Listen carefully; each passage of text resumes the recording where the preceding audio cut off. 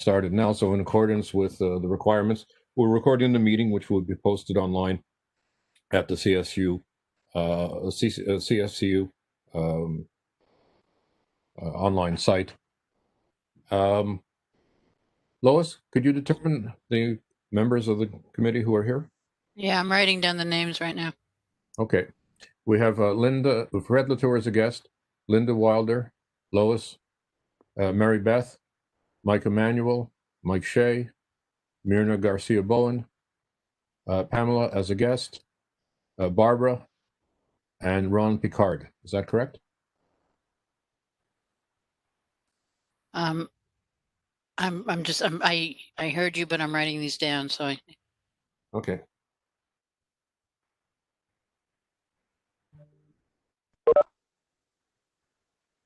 We also have my cat. Who is now sitting on the minutes. Yes. Speaking of minutes.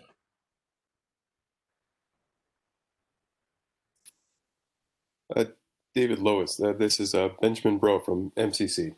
Hi. I'm a non-voting regular member. Yeah, I've got you down, Ben. I figured. Thank you.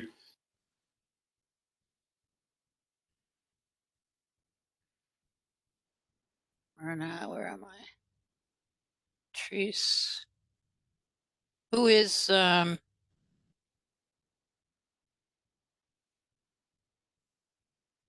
rested? That's Barbara. Barbara.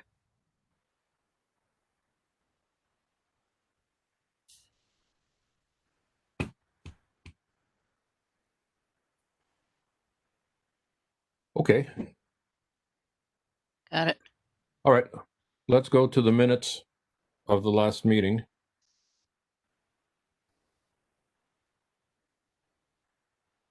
Hey, David, I'm sorry.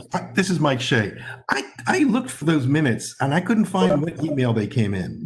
It wasn't in your email with I think it was just posted to the Board of Regents site. So oh, okay. Thanks. That's why I couldn't find them. Thank you. let me see if I can just find them.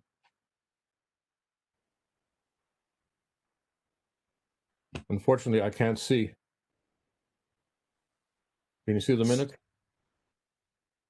You might want to make them a little larger, David. Yeah. Let me just do something here.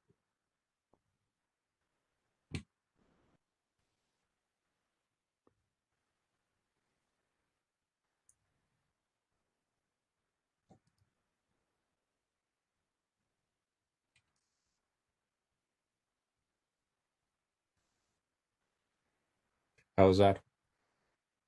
That's good. Okay. So here are the minutes.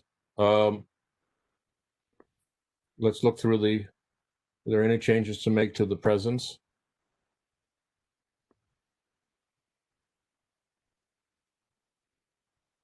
Guests?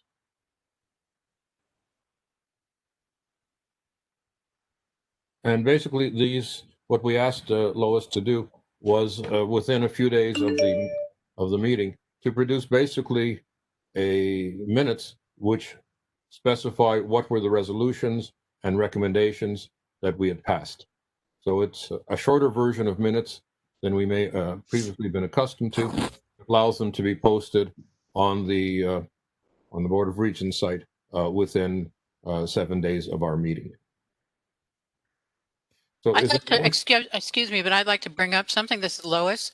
Yes. I'm not so sure I'm going to be so quick with these minutes, and I might do a better job with them the next time, because I see that the ASA committee for October 2nd still doesn't have any minutes up.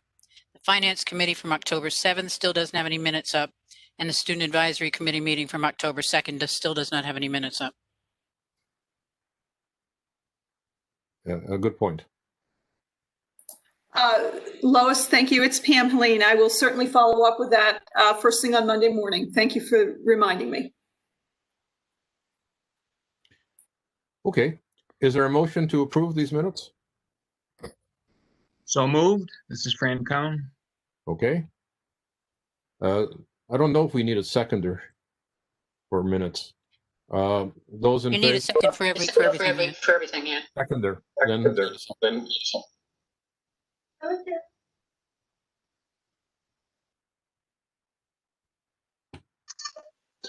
I'll second, David.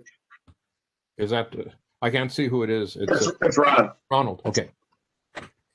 Yeah, my screen is going in and out. So, all right, those in favor, say aye. Or indicate by raising your hands if you're all muted.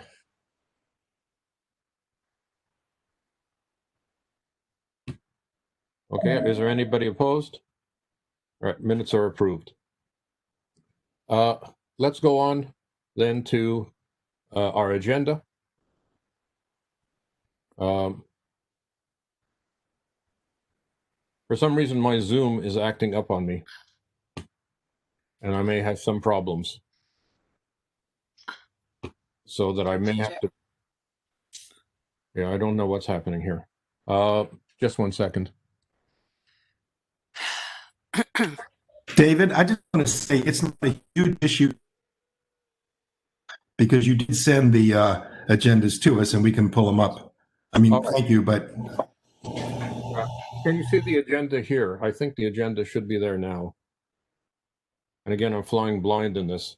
I don't understand. I'm really quite right. So the minutes of September 18th, the report of the chair and the vice chair. So I'm going to say a few things, followed by Kalina. We have the everything on the table issue. Preparing for the end of year FAC report to the board, the FAC research committee, FAC conference for 2021, health and safety on campuses for fall 2021, campus planning for spring 2021. That should be fall 2020, actually. Update on TAP and transitional committees, invitation to the interim president and provost of the CSCC to attend a meeting schedule for 2021, and other business next meeting. So let's proceed with that agenda. Is there any modifications that anybody wants to make?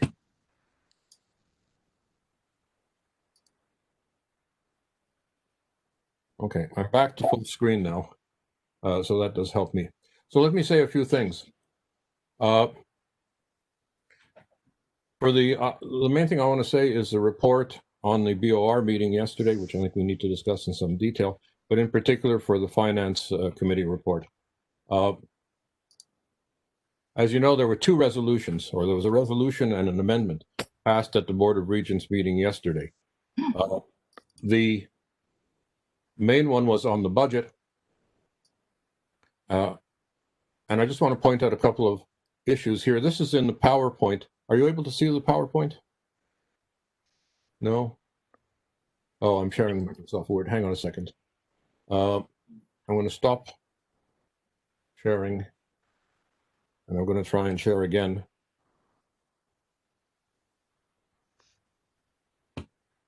Okay. Can you see now CCC budget deficit and projected reserves? Are you able to see that? Yes. Yes. Okay. All right. So I thought this was a helpful slide which Ben Barnes had presented to us. And if you notice here, you'll see all of your community colleges with their deficits for the fiscal year. In fact, 10 of 12 have deficits. There's only 2 which have actual surpluses.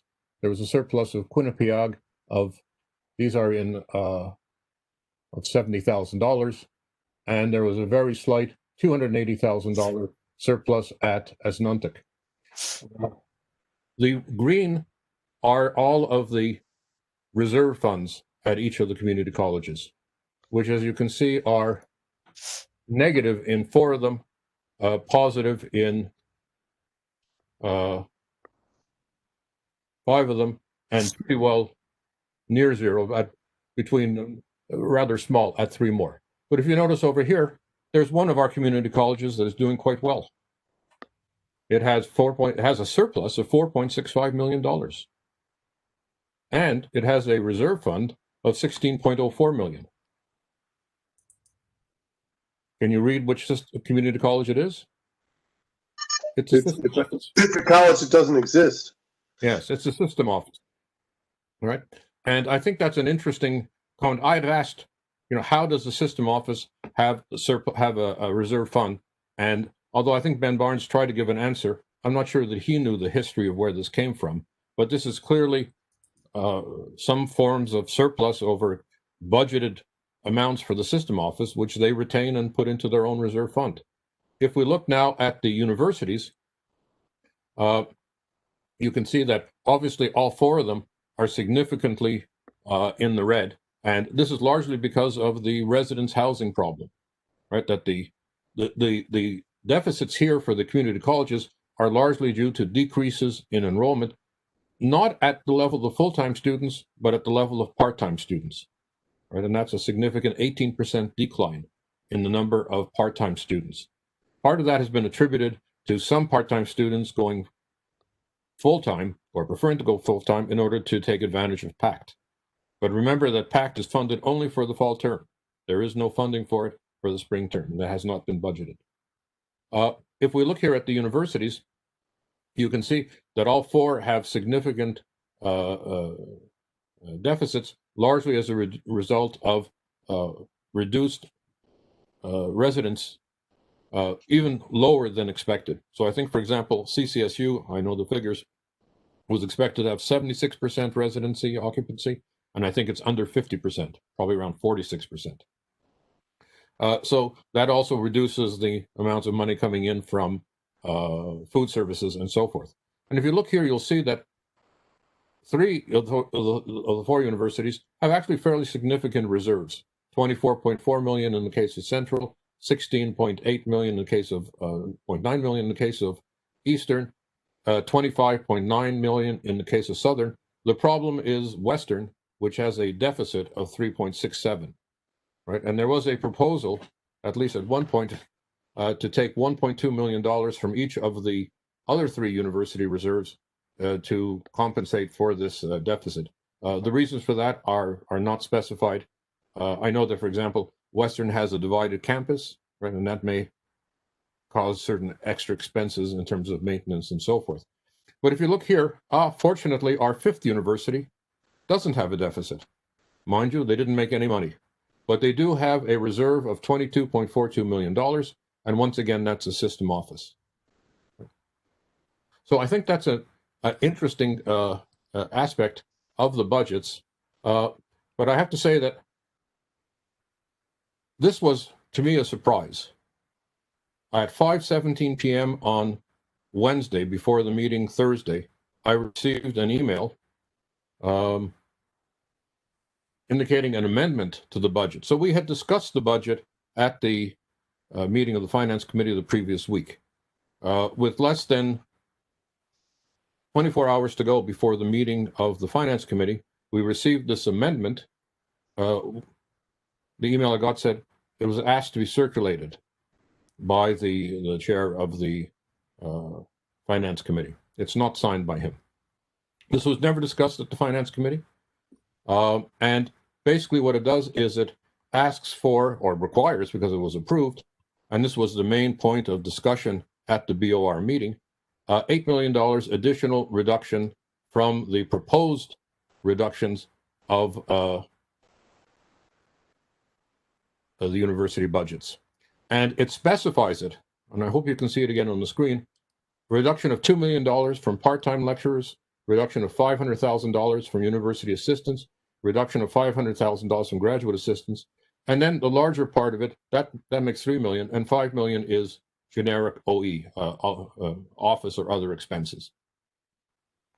And it then goes and specifies the dollar amounts to be cut from lecturers at each university, proportionate to the budgeted amounts in the main budget. And so you have the numbers here, which actually don't correspond to anything except for percentages.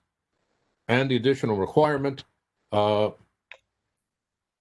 these 3 points: the system will continue efforts to identify opportunities within our collective bargaining agreements to provide additional services on a contracted basis with outside vendors, seek further assistance from the state of Connecticut in paying debt service on auxiliary facilities, given the reduction in fees associated with these facilities. So this is an effort to reduce the debt maintenance or debt service on residence halls, dining facilities, and student centers as a result of the pandemic, and that the service system will evaluate other ways to reduce costs, including consolidation or renegotiation of food service agreements held by the individual universities.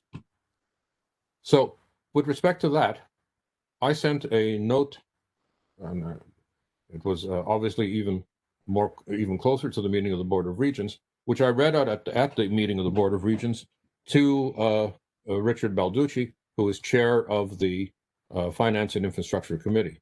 And basically what I said is the following. Richard, as a member of the Finance and Infrastructure Committee, I request that the amendment to the finance report be reported, that is to say remanded, to the committee, which has not had a chance to discuss the issues it raises. In particular, I'm concerned with the following calculation. The $2 million reduction from part-time lecturers is equivalent to 333 sections canceled, based on $6,000 per part-time lecturer salary per class. As part-time lecturers, faculty teach full sections, assuming 35 per section, which is a low number, as most teach up to 42, that means 11,655 seats canceled. Assuming each full-time equivalent student takes 5 classes per term, which is probably a bit too high, but let's use that number, that is equivalent to canceling all classes on a one-term basis for 2,331 students, and I should add, if spread out over 2 terms, for 1,165. This calculation needs to be discussed at a meeting of the Finance Committee. I could be wrong about the calculation, but it needs to be discussed. I note that other reductions target graduate and university assistants. In the former case, are students, that is to say the graduate assistants, and in the latter, that is to say for the university assistants, among the lowest paid staff and in fact targets the most vulnerable. This should also be the subject of discussion, as should the decision to cut university budgets when the system office has a reserve of $22.42 million just for the university system. I therefore request that you refer this amendment to the Finance Committee and call a meeting as soon as feasible. I read that out at the Board of Regents meeting, and I think that's what sort of extended our discussions beyond the few minutes that it was expected that the board would unanimously approve both the budget and the amendment to the budget. In fact, I proposed this and was informed by the president of the chair of the board that as a non-voting member, I could not make a motion according to Robert's Rules of Order. I didn't want to contest it right there because it would have taken us aside. I will come back to this, but I must say that by my reading of Robert's Rule of Order and by some experts whom I've consulted, ex officio members have all rights of members except those specifically excluded in their statutes. Therefore, Kalina and I, as ex officio members, have all the rights except for the right to vote. That includes speaking at meetings, making reports, serving on committees, and I would add, making motions, even if, curiously enough, we could not thereafter vote on them. But that's a matter for another discussion and for another day. Nonetheless, had I been able to make that motion, I think there would have been some support for this because it was a procedural motion to do what the board is supposed to do. We're not supposed to have substantive modifications made directly at board meetings, but rather this has to go through the committee structure and be vetted at that level and then presented to the board. So I was, to say the least, not happy with the procedure that was adopted. You can watch the proceedings on the YouTube channel for the board. I think there was some discussion. There was a fair amount of discussion. And Kalina will bring up some points that she brought up. But in the end, as I think you won't be surprised to know, it was a unanimous vote both to approve the resolution and the amendment. So that's what I wanted to say about the Board of Regents meeting and the Finance Committee. I'm going to carry forward my request to the chair of the Finance Committee, and I'll be discussing this with him. I would like to see an emergency or a special meeting of the Finance Committee to look into this. And what I said at the board meeting was, as a member of that committee, I was not opposed to an additional 1%. This is slightly more than a 1% reduction in university budgets. But I asked the following question. Have the university presidents been consulted on the specific targeted reductions? And the answer was no. Have the university provosts been consulted on the specific targeted reductions, namely in part-time lecturers, university assistants, and graduate assistants? And the answer again was no. Well, I think that's also part of the process which should be used and respected in terms of consulting with those who are going to be in charge of the application of the kinds of reductions which were proposed. And what I also said was that should have been entirely generic and left up to the individual universities, because the way in which they would do it would take into account the specific conditions at each university, and I presume by the presidents and provosts, in order to minimize the impact on students. The reductions here maximize the impact on students by either reducing the number of classes that they will have, by reducing the number of part-time faculty, by removing the salaries from graduate students who are serving as graduate assistants, and by also eliminating a fair number of university assistants, the least paid and the most vulnerable staff at the universities. And my objection was to that specific targeting without consultation from the presidents and the provosts or vetting through the finance committee. David, this is Mike Shea. Thank you very much for bringing that up there. I'm sorry they didn't listen to you or didn't let you make the motion. Would you mind sharing that email with us, all of us, so that we can share it with our senates or whatever, so that people know what the FAC is doing? Yes, I'll do that. Thank you. I mean, I did receive a response from Richard Balducci, and I will continue to work with him. And maybe you could include that response too, just so people know what he said. Well, it was simply. Oh, maybe not. Okay. It wasn't specific, and I don't have his permission to do so. But Yeah, I'll I understand forward that. Right. my email. Okay, thank you. Are there other people who wish to speak? If not, Kalina, you're on. Hey, so yeah, I just want to just really say how shocking that was yesterday, because I think everyone kind of acknowledged that you made some excellent points there, David, and it was so easy to simply say, let's encourage them to cut 8 million, but not specify exactly how it's done. It was available, and they just didn't act on it, and I don't understand why. But we ended some graduate students' careers yesterday, potentially, right? And it was so easy not to do that. It's very similar to what happened with, the diversity thing, where I thought that was so easy too. It's like, okay, yeah, go ahead with this whole entire course. Just, the thing you added last night, maybe don't do that again, a matter of haste. And that could have easily been eliminated once again. Also, it went ahead, and there are these huge mistakes being made that could so much more easily just not. I don't understand it. Anyway, let's talk about the budget. There are many ways to look at it, but I did send you guys, some of the key points to look at, and I did think that one question that needed to be answered yesterday was about choice of investment. Like, there was a lot of discussion about how we have to cut certain kinds of funding to make our case to the legislature, and we absolutely do, right? We need funding, and we can't be throwing money away. One of the ways that I think we have trouble defending is the budget for CSC. CSCC, yeah. All these acronyms are confusing. So I know many of you might have seen the AAUP letter that went to Ben Barnes. Ben Barnes asked the unions to find ways to find cost savings, and he encouraged those cost savings to be ones that provided sort of had minimal impact on students. So the AAUP letter suggested that the savings come from CSCC because there are no students at CSCC. At the time, the number that you could point to in the budget was about 35 million.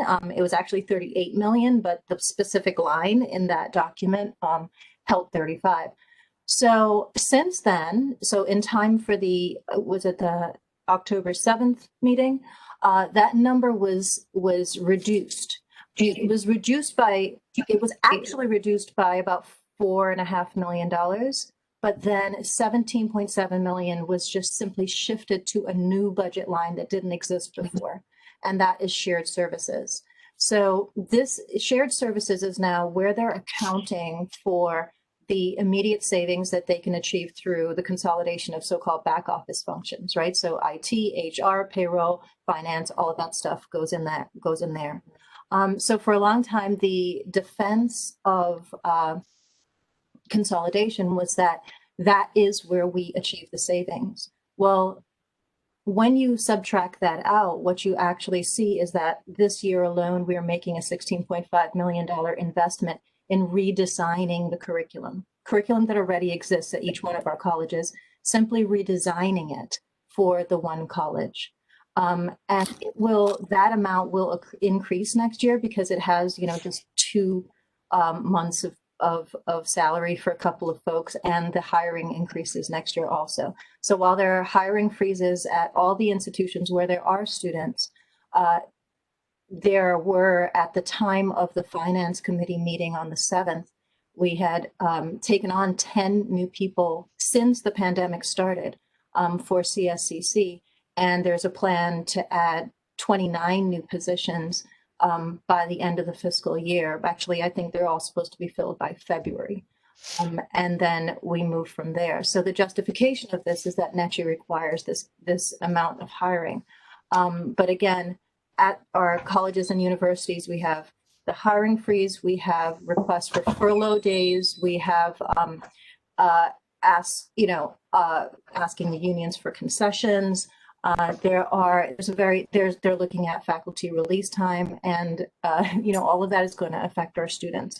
So I do think that there's a real question to be asked about the choice to invest this year alone, 16.5 million. But when you think about over the number of years, maybe CSCC opens in 2023, but as far as I know, there's only one course in the course catalog at the moment. So it's unlikely. We're about 2 years behind schedule, I think.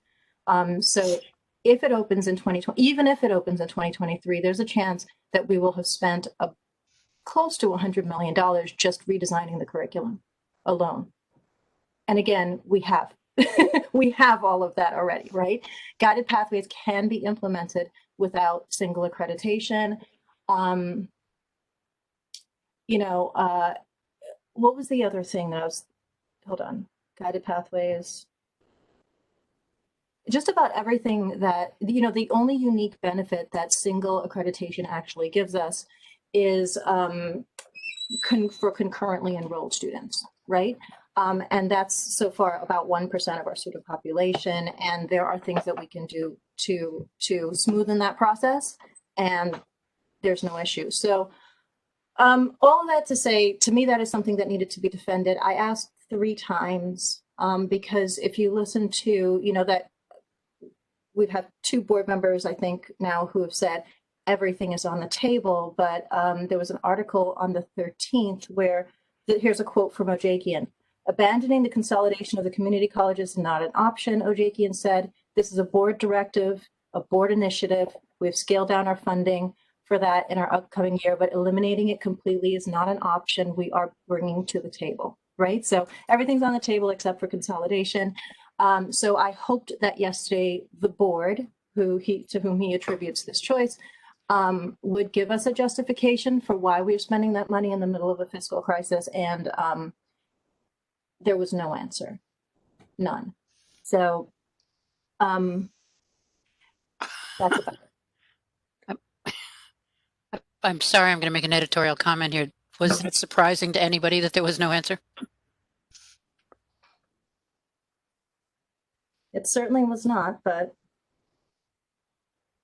I mean, I think we have to look very carefully at this because we have a very limited amount of funding, and we are disassembling our colleges and reassembling them in the middle of a lack of resources, and it is absolutely terrifying to me. So hopefully we can get some justification or at least consideration, but taking it back to very easy choices, like simply asking the presidents to cut that 8 million, and maybe they can find it nowhere else other than those positions, but maybe they could do something that's, less harmful.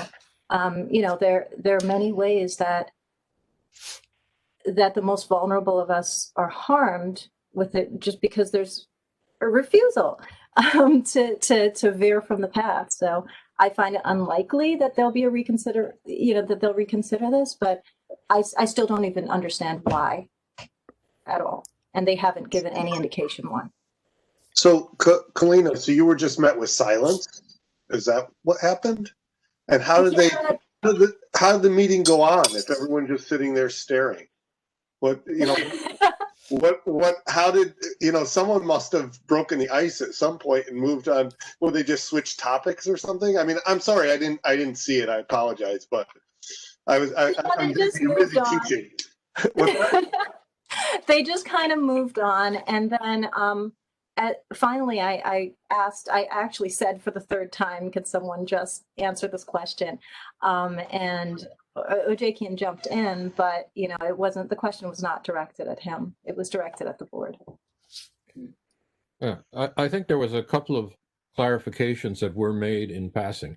When I objected to the amount of money going into the non-community college, non-university component of the budget, that is to say, the System Office Plus, because now there's the shared services component. So let me call that System Office Plus. The point was made by Ben Barnes that, well, a lot of this is just transfer of people from one classification to another, that they had hired rather few people from the outside, even for the, I think only two of the regional presidents, one was from inside. But that wasn't my point. My point was what we are seeing is a centralization of budget and of the power over that budget on Woodland Street, which is unhealthy for the future of public higher education in the state of Connecticut. That's my point. And I think that, that's something that we need to come back to, because our mandate, and that for the matter of the Board of Regents, is to promote public higher education, Part 2, according to Section 185 of the State of Connecticut statutes. Part 1 is UConn. Part 2 is the three systems which compose CSCU. And let's remember that they are referred to as systems, namely the Connecticut State University system, the Community Technical College system, and a Charter Oak State College. And I think that this kind of centralization that we're seeing under the guise of Students First is not healthy for the state of public higher education in the state of Connecticut, Part 2, as I now refer to it. The other point, which I think there was some discussion at the board, I mean, I brought up a procedural question, which I think was valid, and I think that actually some of the members of the board, including at a moment the president, recognized that it was a valid consideration. It's just that they weren't going to act upon it. Nonetheless, there is some question of bringing this whole matter back in January, when we know more about what's happening to the COVID-19 crisis in the fall and so forth. That is, however, a bit late for the part-time faculty who are going to have their classes removed, the graduate students who are going to lose their assistantship, and as well for the university assistants who are going to be out of work. So I think that there was some discussion. I mean, it went on for about an hour and a half. And so I do encourage everybody to take a look at that and to see some of the points that were raised. But in the end, it was the usual unanimous vote for what had ever been proposed. Lois? I just want to go back to something that Kalina said about the fact that they were systematically disassembling and then reassembling. I can totally agree with the fact that they're disassembling. I don't agree with the fact that they're reassembling whatsoever, because they've turned us into a big, huge jigsaw puzzle, and the pieces seem to be falling on the floor and under the rug and behind the couch and everywhere else. So reassembling is pretty much the last thing they are doing. I mean, agreed. Like I said, the curriculum is a couple years past due. I don't know if it's going to show up anytime soon. There is one course in that catalog, and it is the course about which, so an author that was cited in the justification for that course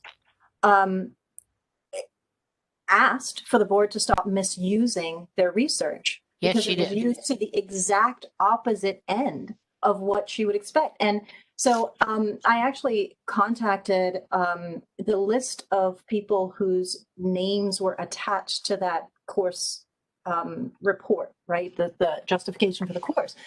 And so I tried to contact people who were either listed as faculty or who, even if their primary role wasn't faculty, actually taught an FYE course, because it is curriculum. It was the first time that the board wrote curriculum. And just to find out if they even knew that the course was going to be vetted as the diversity, as to constitute the entirety of the diversity requirements for our gen ed, right? And it's my understanding that nobody even knew that. And that's, so, I mean, it's a real lack of respect for professionals, and because it's a violation of their professional integrity. Their names are now attached to something that is deeply embarrassing.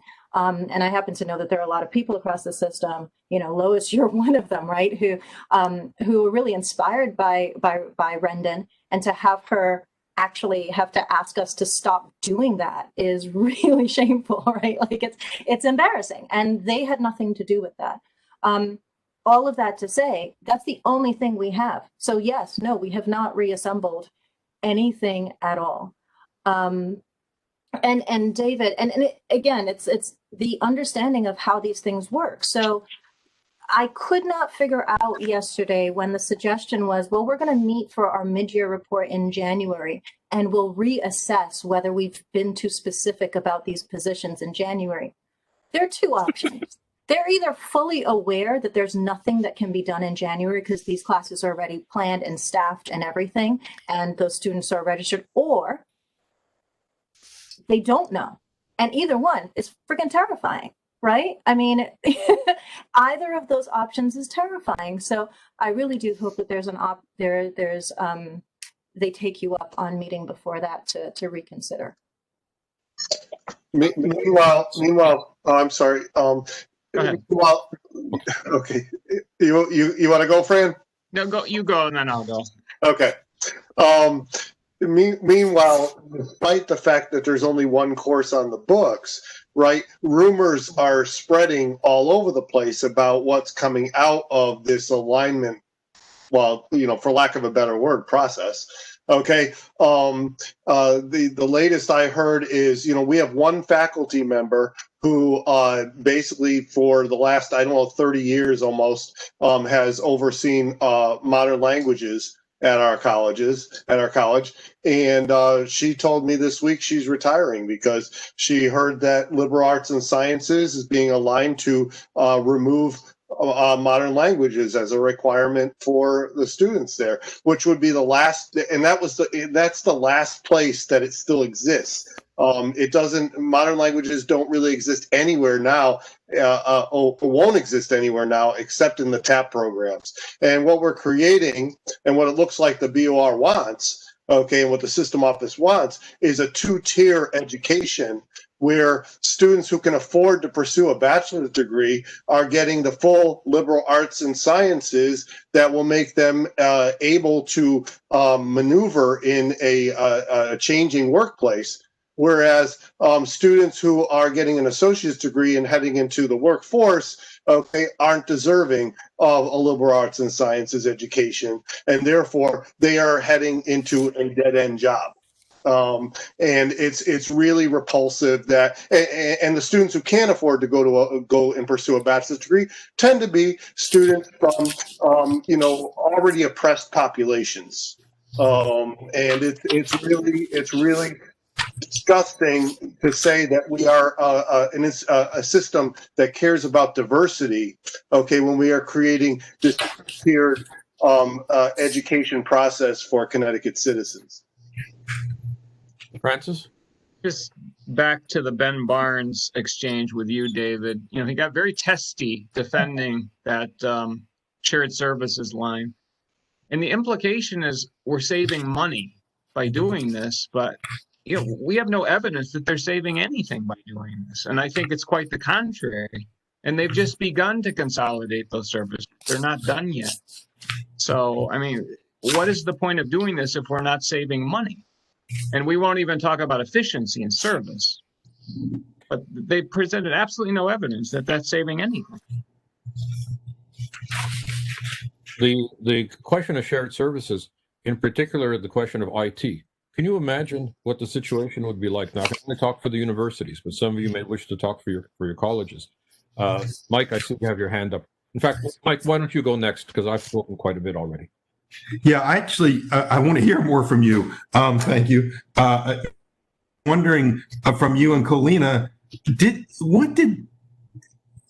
anybody raise the issue that we were talking about earlier, that all these adjuncts are already teaching classes that are on the books, and that in January that they're going to have to be cut? I mean, was this for next year, or was this cut for the fall, for the spring? And if it was for the spring, what did the presidents or somebody must have said something about the fact that there's going to be a lot of courses that are going to be offered, and that's bad for students, right? They weren't informed yet. But I mean, at the meeting, did anybody say anything about, the schedule is set for the fall, spring, and we know who's teaching what? And I mean, it's just kind of mind boggling that the board somebody wouldn't understand that. So I'm sorry, go ahead, David. What? Fine. Thank you, Mike. In response to that, I'm not sure of the answer. And of course, that is one possible solution to move this off into the, it depends how you calculate the fiscal year and the academic year, and they're not quite the same. Lois? I can tell you that at Norwalk, this is happening now. I was the one department chair was trying to fill an adjunct position for the spring, and this person was a new hire, and he had to fill out a request to fill form, and it had to go through system office before it was okayed. It took months for it to do, and the only reason we understand that it was approved was that he was replacing an adjunct who was no longer going to be teaching. This was not a new hire adjunct. So if you were going to put a course on the books that you were going to hire a new adjunct for, we're going to have serious problems. It sounds like that's not going to be approved. It's not an automatic thing. It used to be adjuncts. You just, as a chair, you looked at their resumes, you talked to them, you worked with them, and you said, yeah, I want to hire you. You want to teach this course? Finished. Not anymore. Not happening like that anymore. Yeah, Ron, and then perhaps some folks who have not yet spoken can describe the situation. I'm just wondering if this is connected to the other proposal that they had, was eliminating reassign time for faculty. So by, that they're not going to be cutting sections, what they're going to be doing is preventing university faculty and community college faculty from doing work other than teaching. And so those sections will be replaced by full-time faculty who are no longer allowed reassigned time to do anything other than, obviously all they will be doing is teaching. I thought, isn't that part of their proposal? Well, I mean, it wouldn't work quite that way, because some reassigned time is contractual. That's for department chairs and program directors, but not program coordinators. And there are probably a fair number of program coordinators who are getting a reassigned time. But I'll give you an example. We have a doctorate of nursing anesthesia program at the university. The faculty member in charge of that has an amazing amount of administrative work and curriculum work in order to meet the accreditation requirements of a new doctoral program. So that's probably one of the people who would be affected by this. It would be the non-contractual reassigned time. But the other problem, of course, is that when you eliminate the part-time faculty, most of whom are teaching general education courses at the 100 and 200 level, what you're going to have to do is remove those faculty from teaching their upper division courses, which are required for the majors to graduate.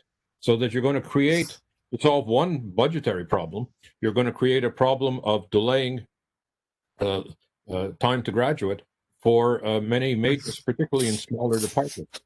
So this is the kind of thing that should have been looked at directly by the university presidents and provosts. I mean, I found myself in the unusual situation as representative of the Faculty Advisory Committee recommending that senior administrators look into what was going on and speaking on their behalf, because apparently they couldn't speak up. But that's the case. And I certainly know, having been chair of the University Planning and Budget Committee at my university for quite a number of years, from 2000 to 2010, there are other and much more effective ways of reducing budget. We have reduced budgets in the past. There is a budget crisis, but we have to be careful.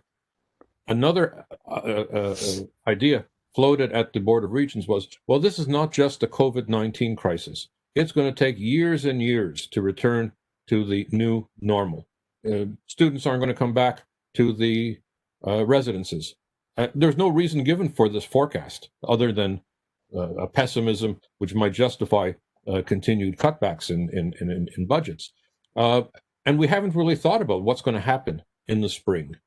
In the fall of 2021, right? When presumably we will have a vaccine for this, where presumably we will be returning to at least what we might call the new normal. So I think that's the other problem that we face, and I'm going to bring this up. A board, I mean, I serve on other boards. We review and we revise the major programs that are going on in whatever it is we're bored of. Not bored of in the sense of being bored serving on behalf of. And this is something which the Board of Regents, for some reason, has gotten the idea that they can't do. Their view is that having approved the students for some 3 years, they are now committed to doing everything that the system office expects to be done. The resolution, for example, or the amendment to the budget, it didn't come from anybody on the Board of Regents. It came from the system office, right? In fact, I don't know even when the chair of the committee actually got to see it. Although I could be wrong about that. I'll certainly ask. But the point here is that that's the function of a board, and it's also the function of this faculty advisory committee. If what I and Colina are saying is wrong or should be corrected, I expect people to speak up and say, by the way, you're wrong. Here's a suggestion for correcting this. That's kind of the discussion we had at the Board of Regents meeting yesterday. But in the end, it kind of fell apart. And it fell apart because nobody would make the amendment, which was the obvious, or the sub-amendment, which was the obvious one, namely return this to the Finance Committee, have a special meeting of the Board of Regents in November when they have no meeting scheduled, and when there is plenty of time before the beginning of the next term to make any decisions that have to be applied. And when, in addition, they'll have another month's information on what is happening with respect to the COVID-19 virus. So this review and revise function, that's one that I'm going to insist on reiterating, because it's one which is lacking. We also call it, when we teach our classes, I think we call it critical thinking. Mm-hmm. And I thought there was the beginning of some at the meeting yesterday. So I don't think it was entirely negative. But at the other hand, it's a bit of a burden for both Colina and me to assume all of the responsibility for bringing up critical comments, right? Which some people, I think, see as just disrespectful of the decisions that they've made, but which I think some people are willing to consider, but are not yet ready to vote on. Mm-hmm. That's kind of my view of what's happening. So that's it. Mike Emanuel, do you have something that you want to add? No, I would just concur with you saying that not so much program coordinators, but people, especially those hired in the last couple of years that don't do ARs, still have the burden of doing all this work. And you're absolutely on point with what you said with that, with I believe the nursing chair or the nursing person you were referring to. So it's only going to get worse with that because, as everybody has mentioned, they're not hiring adjuncts like Lois outlined unless you replace an existing one, then it's an act of Congress. But then the majority of the work falls upon the existing people. And if it doesn't get done, who's going to do it? So we do it, So that's what I just wanted to add. Okay. The other. Can I just jump in and just say, in terms of the critical thinking, unfortunately, they're stuck with two philosophers. And I do think that my comments yesterday were received as if disrespectful, but I saw it as a necessary function, right, of people making these huge decisions. If there is a decision to spend money in this way, it ought to be defended. And that was, I think, a perfect opportunity for them to present the case, which does need to be made. But instead there was silence, and then there was like the usual sort of response. And to be clear, I got a response from President Ojakian, but his response was not to my question. The question was, now that there is another budget line that takes care of the shared services, that's where we get the savings, right? And that's why it's hard, like, even though the budget for the system office exceeds the budget of any one of the community colleges, so it's effectively a 13th institution, it's always hard to make the exact kind of claim about other than the centralization, which we know is wrong, like the exact effect of that, right? Because there are many different ways. I know that Jane Gates tells us all the time that the primary function of the system office is to facilitate the institutions, right? But in separating those things out, we can see very clearly the portion of money that is simply an investment in curricular redesign that has absolutely no plan for any kind of revenue return.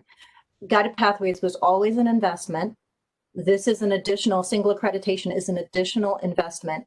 There is no argument for how we get any returns on that money existent anywhere.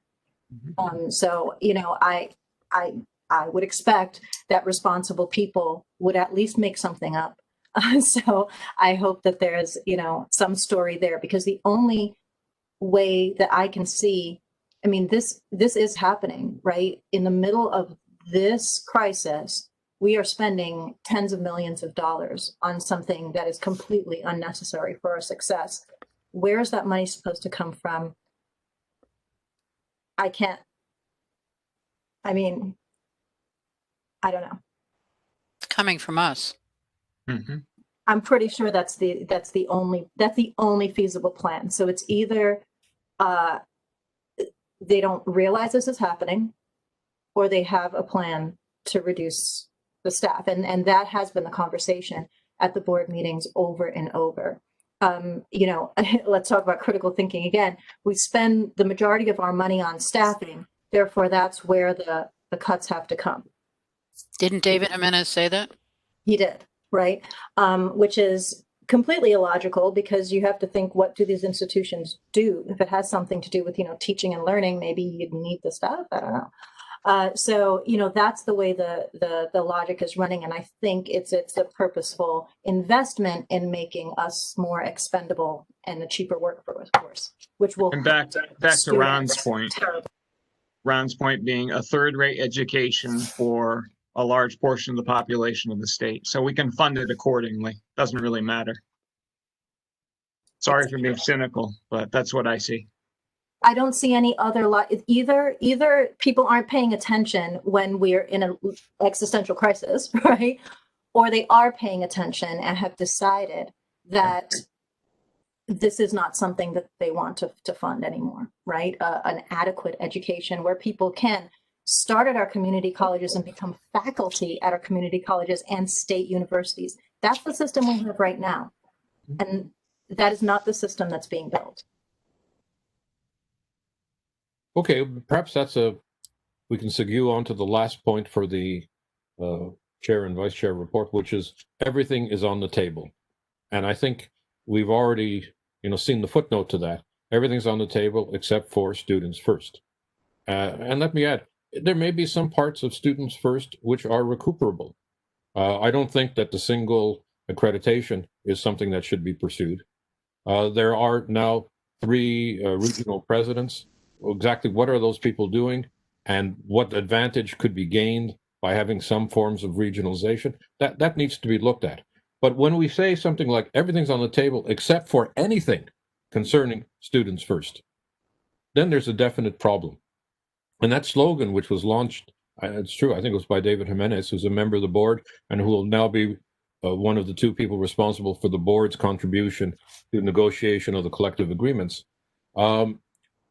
It's that kind of a slogan doesn't really help us. And I think it's a hindrance, although it might be interpreted, and I think the unions are probably interpreting it this way, I can't speak on their behalf, as a kind of declaration of confrontation, if I can put it that way. Mike? I'm wondering if we could invite David Jimenez to come talk to us, because one of the problems with the meeting is nobody can say anything. You know what I mean? There's just the 2 of you, people from the audience can't speak up. It might be good to just sort of pepper him with all the questions that we have. I mean, Yeah, I just would like to sort of have the chance to have a back and forth with him that because based on some of the things he says, not only is it unhelpful, he seems like he doesn't know some things. So I thought it might be important to sort of it might be interesting to have a chance to and he might not come. I wouldn't if I were he, but I think he should, and it would probably be good for us to be able to raise all of our different objections. So it's not just you two all the time, and it looks like we're just troublemakers. That's an interesting idea. And we do have a later agenda item about inviting David Levinson and Mike Rook to our meeting, perhaps the December meeting. So that's an option, perhaps even then or at a later time. But I think we need our own slogan. And I can only speak for myself, but it seems to me it's back to the basics. We are forgetting what are the basic fundamental things that we are supposed to be doing in public institutions of higher education. And if I may share just a screen, I've just kind of written this up. It's just my ideas. But it seems to me that we need to get back to the basics. And in particular, we need to get back to the basics as required by Section 185 of the State of Connecticut statutes, which define the CSU system, Part 2 of Public Higher Education, and the Board of Regents and the Faculty Advisory Committee. But it seems to me that looking at that and basing ourselves upon that, one, to build up the colleges and universities in the three sectors in Part 2 of Section 185, namely the Connecticut State University system, and they use the word system, the Regional Community Technical College system, and Charter Oak State College. Secondly, to develop colleges and universities from the base up, not the top down, on the basis of faculty and staff knowledge and skills to design programs, teach classes, and support students. Thirdly, to respect the distinct missions of the universities and the colleges, which is there in Section 185. The autonomy and integrity of the constituent institutions, which we can see is a big problem, and shared governance, including faculty control of curriculum. To support research and creative activity and community outreach and engagement by faculty and staff in both the public and private sectors. To increase the rate of student graduation and decrease the time to graduation and the achievement gap, to promote fiscal responsibility and social equity and justice, to share best practices and common services based on bilateral and multilateral agreements for mutual benefits, and not, I should add, top-down based on directives, and to review and revise strategic plans for major statewide or sector-wide programs, identifying strengths and weaknesses and encouraging correctives when and where needed. That's just my ideas for the moment, but it seems to me that everything is on the table is a demonstrably false slogan. Demonstrably false by their own declaration that Students First is not on the table. I'd like to send this to everybody and see what suggestions you have for modifying it. It's something we can come back and discuss. For the moment, it's just a concept that I have. It sounds good. Please send it. That's great, and that would be nice to have in shape in time to present in December. I'll do that later after our meeting. Item 3 on the agenda is preparing the end-of-year FAC report to the BOR. Oh, by the way, I didn't mention that we have a third guest. Our most respected and revered special guest, Steve Adair. I can't remember the title we'd given him last time. I've kind of forgotten it, but it was perhaps as pompous as that. But it's more than well deserved. Thank you, Steve. Thank you. So we need to prepare an end-of-year report to the BOR. We were asked, and Pam is here, and she knows about that, to present a report. For some reason, the Board of Regents has gotten into its thinking that we only make 2 reports per year. And as you know, we passed a resolution for which I have not yet got a response, but I will follow up again on that, stating that there are 2 kinds of committees of the board. There are committees of the board, for example, the Finance and Infrastructure Committee, of which I serve, and there are statutory committees for the board, namely the Faculty Advisory Committee and the Students Advisory Committee. And I see no reason in Robert's rules or anywhere else that a committee for the board created by the statute that created the board itself should not make regular reports, just like the various committees of the board. If there's nothing that we have, then just like the various committees say, no report this month. But this idea that we have only 2 reports to make to the board, that is something that, we've already challenged that, and I want to get back and have a further clarification and discussion. Linked to the fact that we haven't had the 2 joint meetings with the board, which are required in the statutes. That said, we have a December report, which I'm just going to call the end of year report because it's in December. That's one of the things that we need to discuss, the relationship between the Faculty Advisory Committee and the Board of Regents. I think we need to begin with our role in terms of public higher education in Connecticut. The other items that I saw were students, shared governance, the students first, and of course my favorite section of state statutes, section 185. But what we should do is to prepare that, because I think that's something I think past practice has been to approve the report at a meeting of the FAC. Is that right, Steve? It is. Yes. So we can do that for our November meeting. There is no Board of Regents meeting so far as I can see in November. I'm not quite sure why. They seem to take November off. I'm going to recommend that they actually meet and discuss what is happening in terms of preparations for the spring in the midst of a COVID-19 crisis and the financial crisis that they have identified. But that said, we should be looking at what we want to include in the report. And so I sort of open the discussion for what are the items that we want to have in our report. Something which we'll draft. Colleen and I guess would be responsible for that to present in advance of our next November meeting so that we can improve it or modify it as the case may be.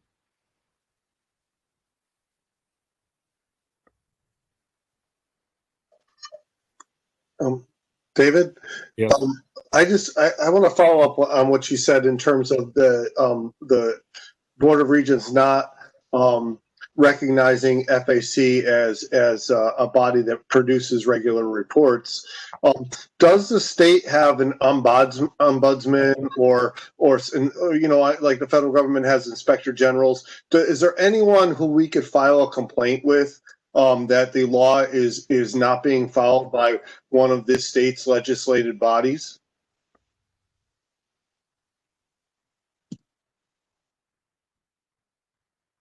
Well, there probably is. I'm not off the top of my head aware of who that might be, but there is the Higher Education Committee of the state, which has a generic responsibility for Section 185. It's not explicit in Section 185 that we can make regular reports, but since the board bases itself on Robert's Rules of Order, that should be that is expected, that committees make regular reports. And we have here the distinction of committee of the board, which is not in the statutes, but we have also the special case of committees for the board, which are in the statutes.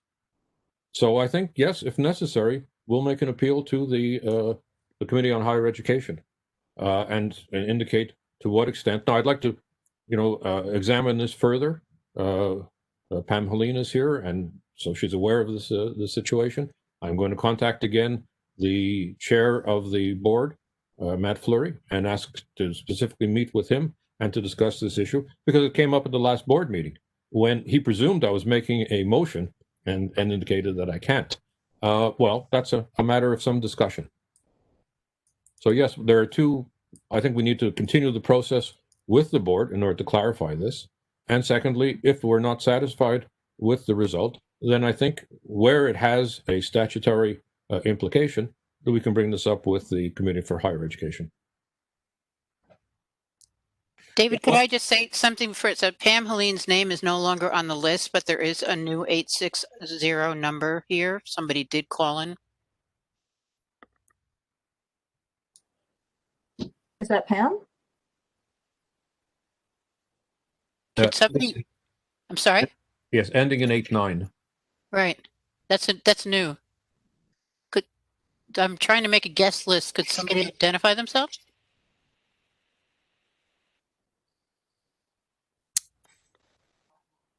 Alrighty then.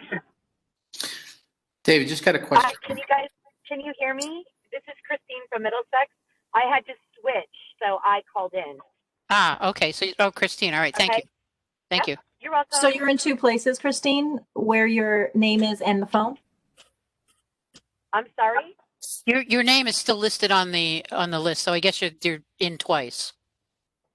Oh, I did leave the session that I had been in on my laptop. So I'm not sure why that is. Christine, does your phone number end in 89? No, it does not. Okay, No. then you're not that person. Oh, okay. Well, The phone number is a matter of public posting. I'm not sure who it is. We'll ask you again, perhaps at the end of the meeting, and simply indicate that there was one phone in non-identified. So we're back to the discussion on what we'd like to see. Why don't you email Colina and me with any suggestions you have for matters that you want to have included in the December report from the FAC to the BOR. If you have ideas right now, let's discuss them now, or at least take note of them. David, just got a quick question. Yes. And you may have discussed this in the past there. So going to Ron's question in terms of ombudsman and so forth. So the mere fact that we're FAC advisory board, does that mean we have teeth? We have not standing, but we have power? Or is it just a, hey, we think you should do this because of X, Y, and Z?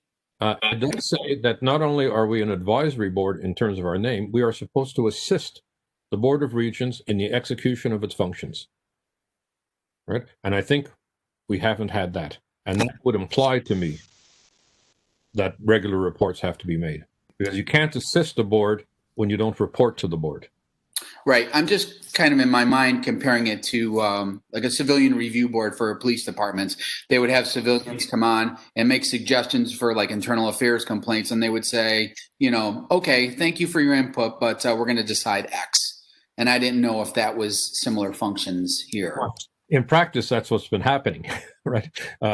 Colleen and I and previous chairs, Steve and his colleagues, can make all sorts of suggestions. I don't recall, at least since I've been chair, any of ours that have been adopted. But we're going to make a bigger effort to assist them in order to review and revise what they're doing and to apply some critical thinking. So a civilian review board with some teeth. Okay, so why don't you send in to us items that you want? I think there's some obvious things. Clearly, our reservations about students first, our concerns about the budget, all that we discussed at this meeting today will be formalized in text that we will present to them both in written form and an oral presentation. The fourth item on the agenda is the FAC Research Committee, right, which we established at our last meeting. Is there somebody who can sort of report on what's happening?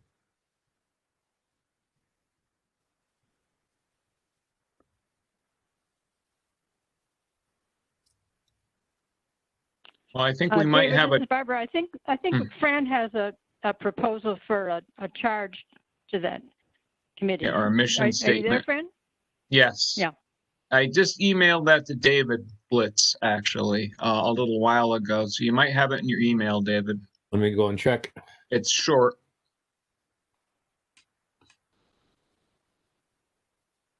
It's short, but it's fairly broad. Okay, let me just put it up.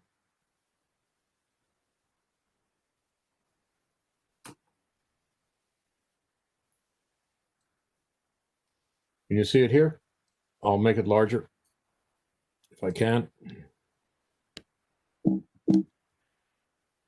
which I can't. It says, request, identify, glean, analyze, interpret, and disseminate data and information that supports the functions and mission of the Faculty Advisory Committee. Make recommendations to the Faculty Advisory Committee, who in turn may report these recommendations to the Board of Regents as part of the FAC's legislature-mandated biannual reports. Well, I would just take out the word biannual. because we're actually making the claim that they should be monthly. Yep. So it's pretty clear that there are lots of things that we need to know more about. The Board of Regents, of course, has, or the system office has, a number of staff whose primary function is to do research. Although, in passing, the research paper supporting the 101 course that Colina has talked about was not even written by a member of the staff at the system office, never mind a faculty member, but by a so-called system office fellow who is a graduate student at Yale University. Hence the plethora of references, most of which are inappropriate. But we need to know more about what is going on and what is happening at the Board of Regents, at our community colleges, and for that matter, at our universities. For example, a question that I always have is, we're quoted this number of something like 18% of 3-year graduation rate for students from the community college. But the question which I always have is, what is the percentage of students who are at the community college directly from high school? How many are returned students or adults who are coming in just to take a couple of courses and never plan to graduate? And do those graduation rates include, I presume that they don't, students who after a year or a year and a half transfer to a university and appear as never having graduated, even though they may have gone on to complete their university bachelor's degree? So there's lots of information which could be really useful to us. I'd also like to know more about the composition of the faculty at the various community colleges. How many faculty are there in what departments? That's information which I suspect is freely available, but we just don't have it at hand. So that if somebody ever asked me that question, I wouldn't have an answer. There may be other things that we want to know in terms of research, but I think this mandate is a good beginning to it. Do you want to move that we approve it with just removing the biannual? Yeah, I'll move that. Thank you. Okay, so let me just, actually what I can do here is,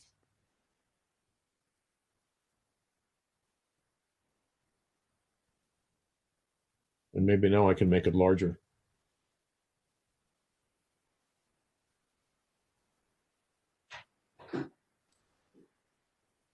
Hi, this is Barbara. I'd like to second that if I could.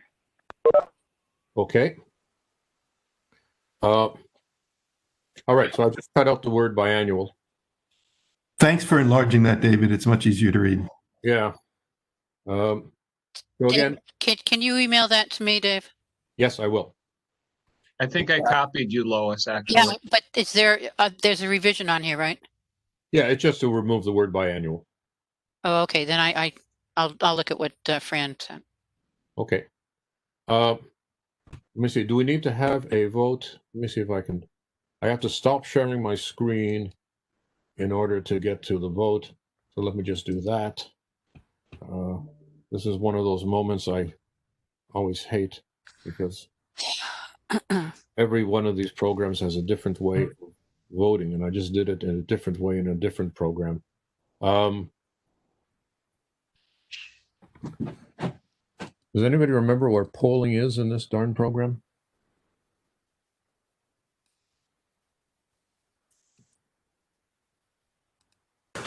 Why don't you just have people raise their hands?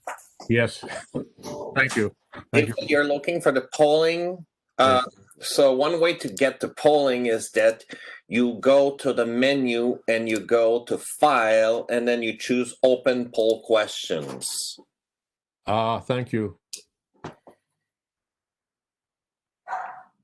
Uh-oh. It just told me I can't do that. It's going to open the polling panel. Yeah. And then once the polling panel is open, then you can make polling questions. Right. However, it's now not allowing me to do that, and I don't know why. It usually gives you an error message the first time you go to that, and then you can see that the polling panel is open. Yeah.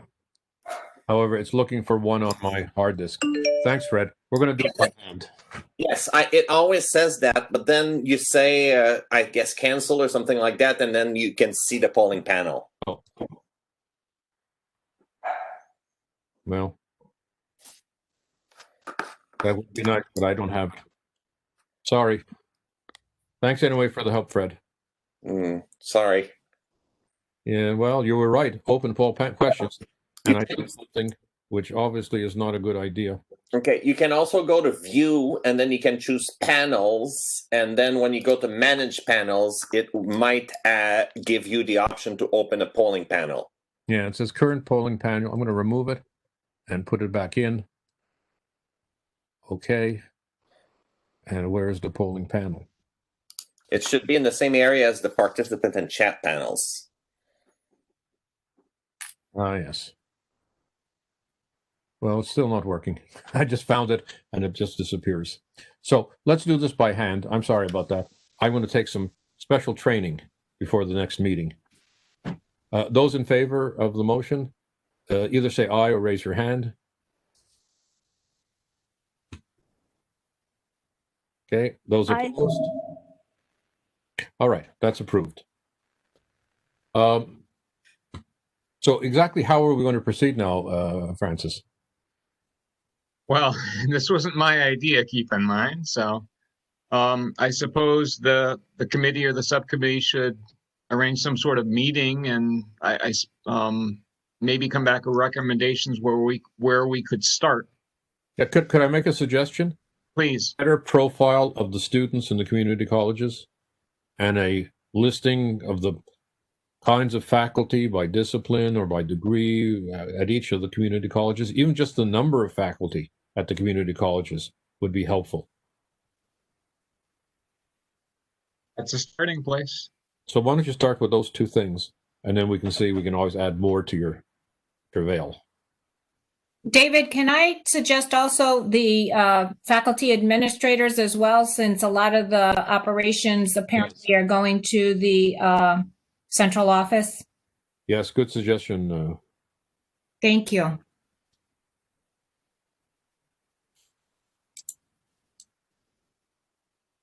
Hi, this is Barbara again. The thing I'm most eager to have, it's just a simple matter of a request, I think, under FOI, is the system office and community college charts below what they gave us when I requested it, which is just simply the president's office and has very little information. And what I'm wondering most of all is there anyone who reports to David Levinson or Mike Rook, or are all these things that are called community college all reporting to Mark Ojakian? Yeah, that's actually a very good question, because you have three levels. You have the regional presidents, which is another question we can ask, exactly who is reporting to them. You have the president of the CSCC, existing or non-existing. It's apparently in some transition between being and becoming. It's an interesting philosophical problem. Plato looked at this at some extent, but I don't know if that's going to be relevant here. And then you have the system office. You have the president of the CSCU. You have Jane Gates as provost. So we have lots and lots of presidents. You have three different levels of presidents: regional, CSCC, and CSCU. How are they doing that? That's that's a very good question. I do know the CEOs are reporting to the regional presidents. Mm-hmm.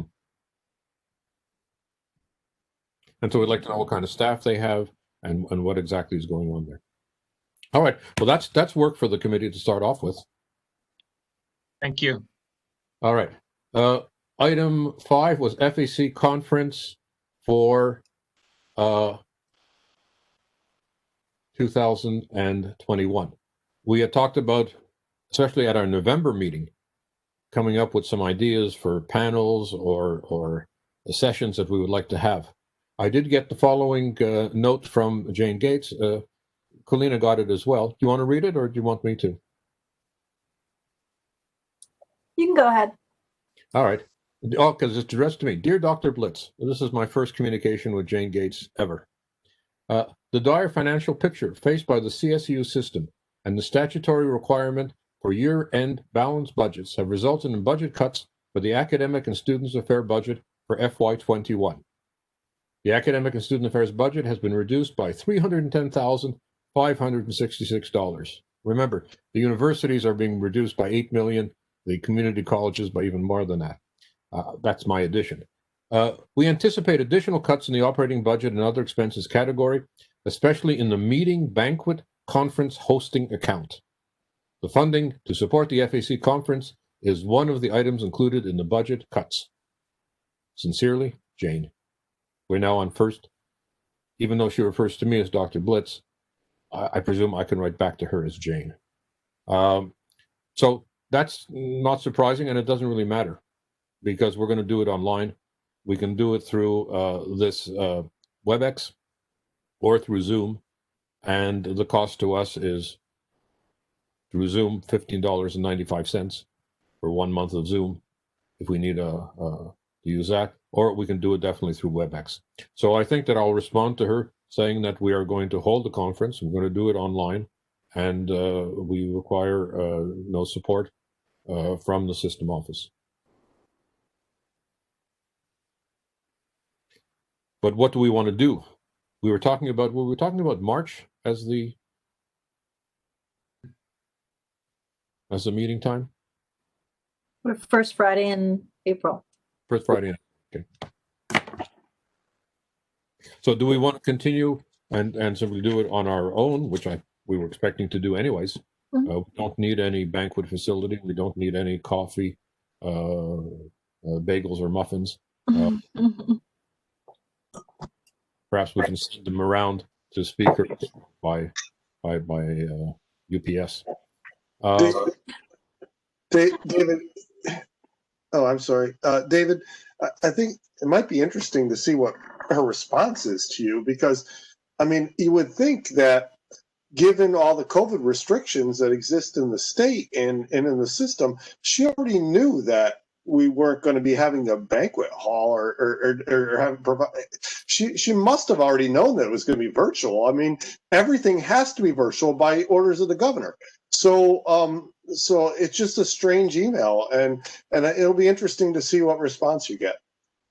Okay, I will certainly, politely respond that we'll be looking after it. We never expected. I mean, it is possible that we could have planned something in June, and at that point, on-ground meetings had been authorized, but I think that's unlikely. So yes, I think that it's most probable what you just said. But getting back to what we want to do, I mean, I presume we want a panel on students first, but I leave it sort of open as to how we can make a general call, and we should make that call fairly soon then for papers. I mean, individuals may want to make papers on other things. I did not participate in previous conferences, so I'm not quite sure exactly how it was done. But I mean, there must be a call for papers. We need to do that, and that would be to everybody, so to all faculty at the community colleges and universities.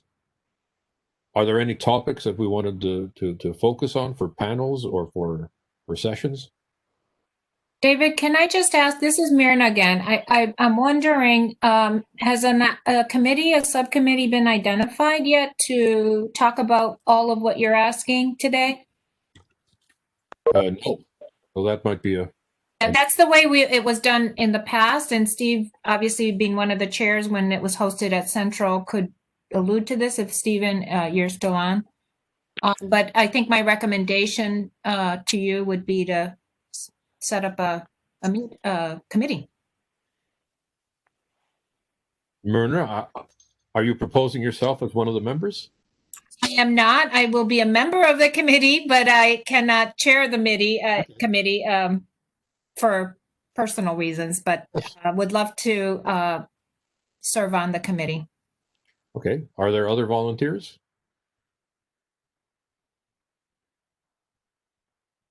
I'll serve. And we've got good resources here, right? We have Stephen and Bill also. Yes, so in the past, right, we have always had a committee. It definitely takes a committee. I mean, I think even if you're going to do it online, you really don't want to be doing this all inside of FAC meetings. I think it will take quite a bit of coordination. And we have always had non-FAC members being invited. And just as a note in terms of subcommittees, which I think this applies to the information gathering one that you just approved, you need to be a little bit careful about if you have a quorum of the FAC, it becomes a public meeting. And that has with it all kinds of restrictions associated with it. And you can avoid that just by not assembling quorums for subcommittee meetings. But yeah, I think 3 people for the subcommittee would be good. Stephen, are you volunteering yourself? Definitely not as chair, but I'll be sure I'll do that. Okay. And 1 person perhaps as chair.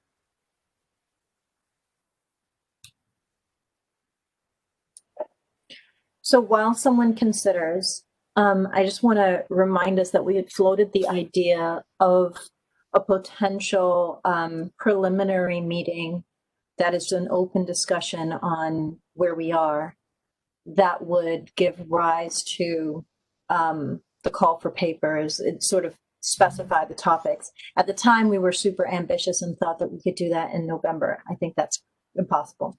Right. Well, I guess the question is, do we want to completely eliminate that or think about doing something like that in January? Is that too fast? Because then when are people going to write their papers? Yeah, maybe not. With the proposal for a committee, and Yeah. also with what Steve has just mentioned, that if we put too many people of the FAC, it becomes a meeting of the FAC and therefore a public meeting. I think we should just scrap the idea of having some preliminary meeting and simply have a committee which would look after launching the appeal for papers and proposing any specific sessions or panels that we would like to have. Yeah. And we can invite people. I mean, obviously we'll have no budget to invite them, but we can invite people on a voluntary basis. Okay, so while we at least have 3 people to start off with, and This is Lois. Are we going to ask the unions if they would like to contribute money? I mean, are we looking at it for a speaker, or we're not looking for a speaker, or? well, let's leave that up to the committee.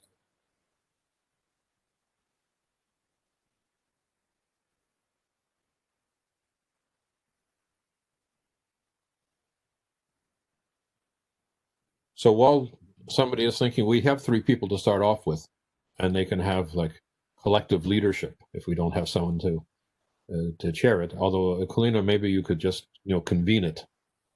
Sure. And report back to us at the November meeting.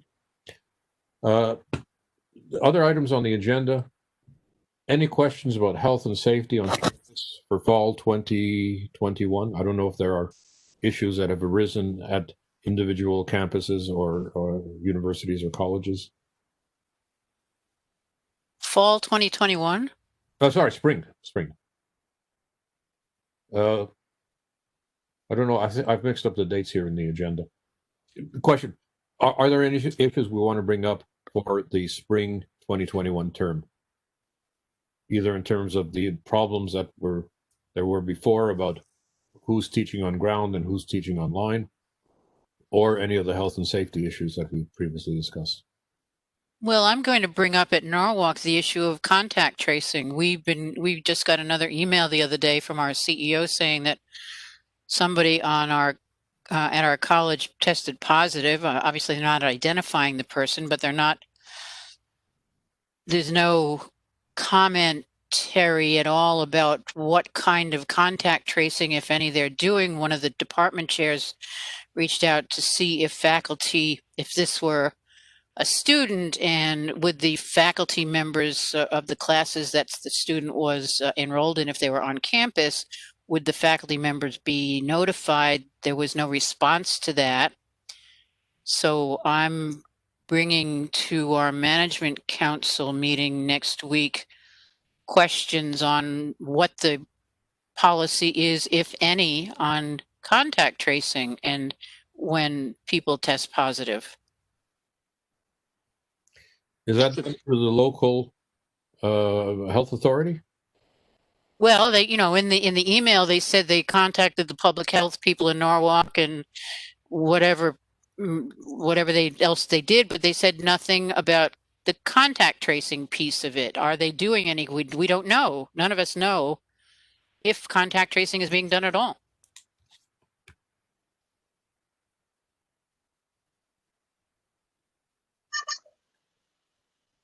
Lois, we were told at Naugatuck Valley that that anybody who tests positive needs to report that to the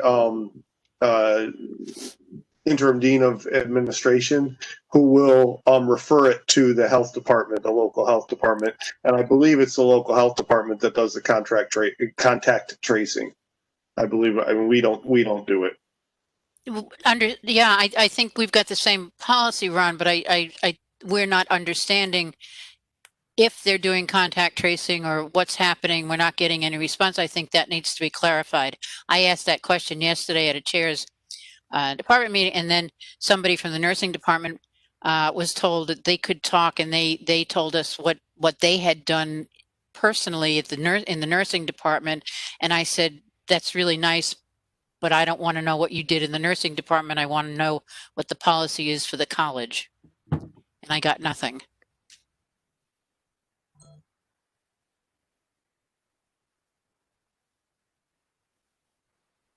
So anyway, that's what I'm bringing up.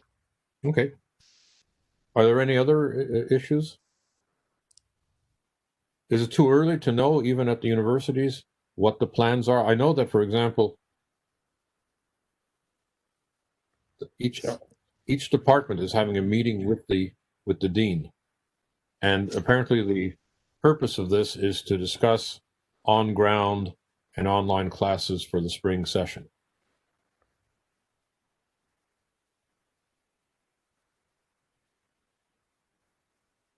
So let's follow up on that in November, when we'll have perhaps more information as to what has happened. I'm not sure what you were just asking about, David, when you said, is it too soon to know about what at the CSUs? What's happening in terms of online versus on-ground classes? Because the problem that was people who didn't. Okay, I can tell you at Southern, the schedule's been set for the spring, and I think we have about 20%, maybe less. That's just online. That's just on ground. Maybe 10 to 15%, but it has all been set. And I guess there can be last minute changes, but the meetings that you were talking about, you're having with on your campus, I think have happened at ours, and the schedules are set. I don't know if that helps you, but I just thought you might want to know. Yes, and that's precisely the information we need. Okay. This is Mirna again. One of the conversations that we're having with our union is about what's going to happen after Thanksgiving, because I believe some of the campuses have already determined what's going to happen. So my concern is the kind of the inconsistencies in terms of the messaging, and we are the faculty administrators are on campus and we do work remotely.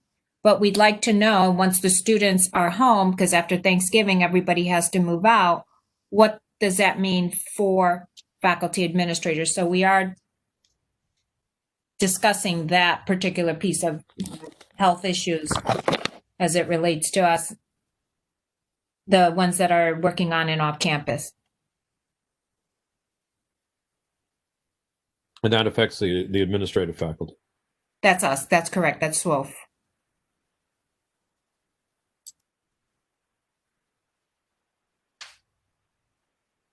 All right. Well, we're coming towards the end of our agenda, hopefully. We have the update on TAP.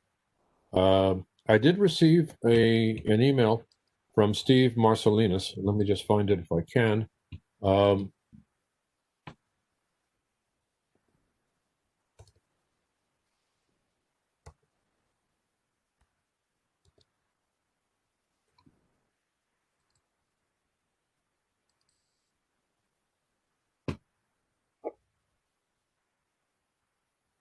Oh, well, here's an email from him. He was the unidentified phone number that we had, Lois.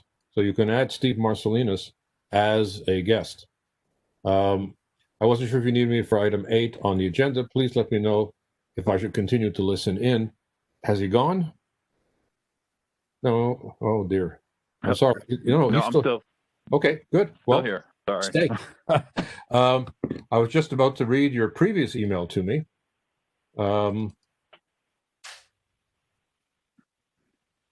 Which was, I wanted to check in to see if there were any updates regarding FAC's Coordinating Council.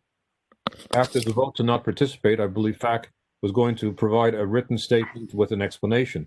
We also discussed identifying potential avenues to rebuild trust and hopefully regain the support of FAC. Please let me know if you and FAC members feel that some type of collaboration is still possible or simply not feasible at this time. I appreciate your help with communicating with FAC and look forward to hearing from you.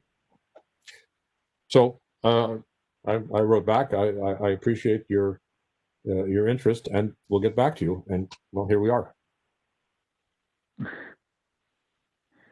Steve, you want to sort of update us on your thinking on the matter?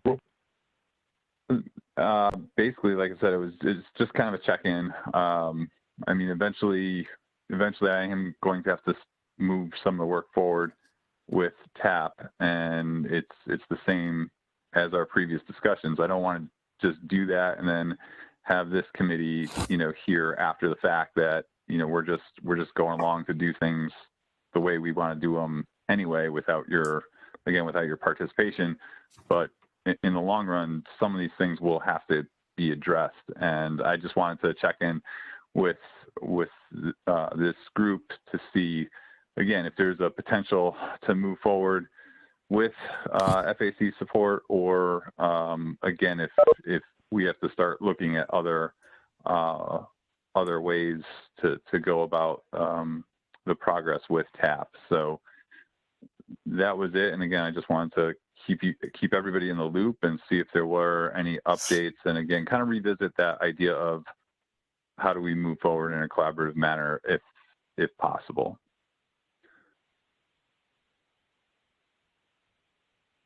I'm speaking for myself, and this has nothing to do with Steve, who I think the world of, who inherited this problem.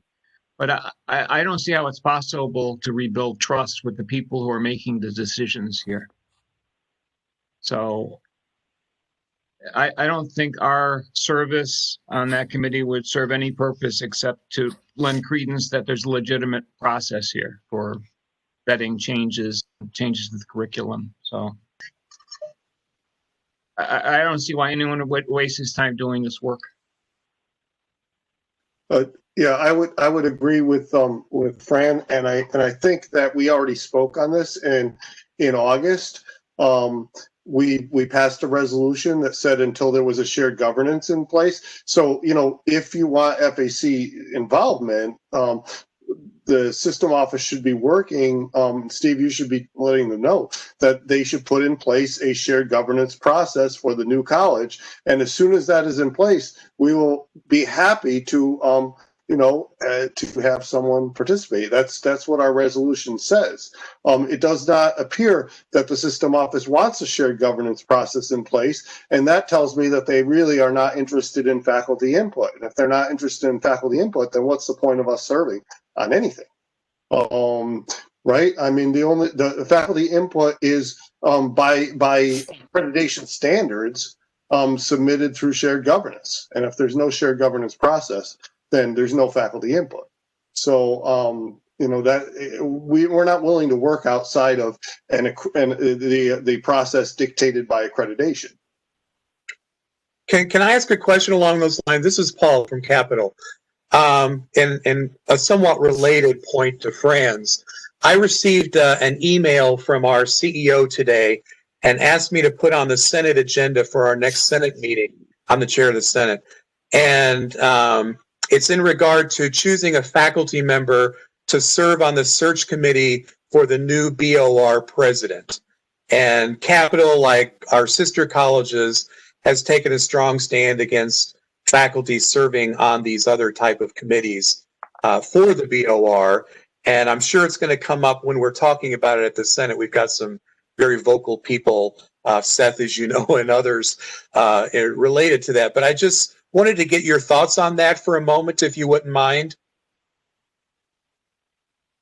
My thoughts on asking for participation on the search committee. Is that correct? Yeah, it's for the faculty participation on the search committee for Mr. Ojakian. And apparently there's been a request sent out by the BOR that there's going to be, I guess, an administrative person selected from each institution, which our CEO will choose. But then there will be a governance selected faculty member as well. And given our discussions about serving on BOR committees, I didn't know if anyone had any thoughts on that relative to sitting on a search committee as well. Yeah, I mean that's definitely above my pay grade. My own opinion on it is that these things are moving forward, and it's either they're going to go forward with the input of others or not. I mean that I don't think that President Jakin's retiring. They're going to replace him. That's not going to stop it. So yeah, they're going to form a search committee with diverse search committee with as much input as possible. I mean, that's just my take on that. I'm not part of that process. It's well above my pay grade, but that's my take on it. I mean, it seems to me that there are three different things here. One is transitional committees or shared governance for the CSCC.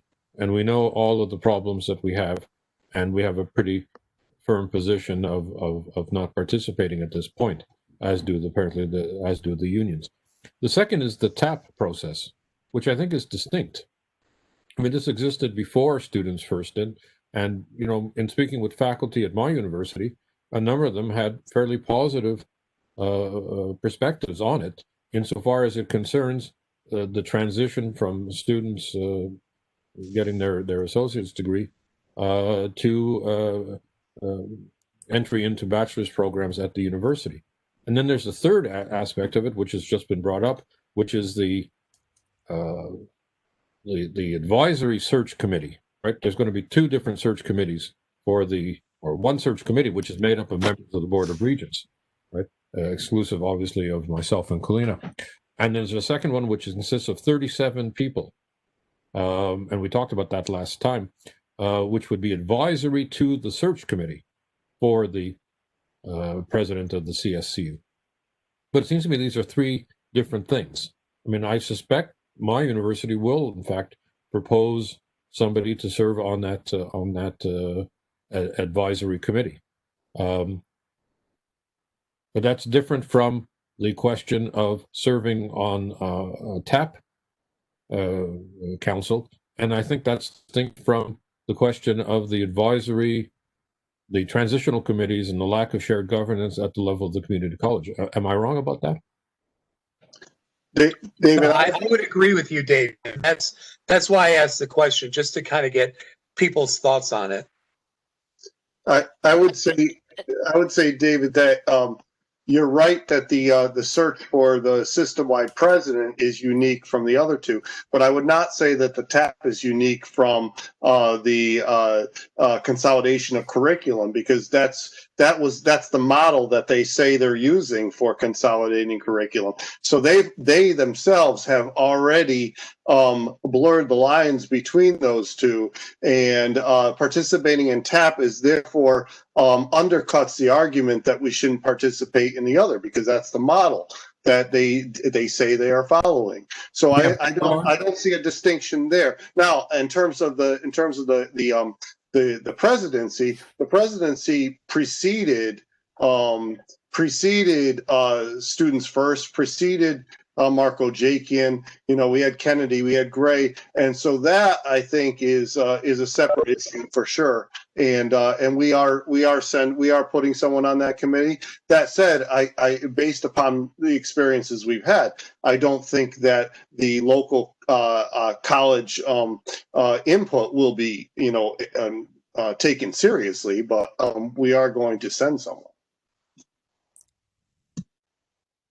I'd just like to add, I think that we're mixing apples and oranges here. The advisory committee to the search committee for the BOR president is something separate from these other issues. And I agree with Fran completely, and I agree with Ron.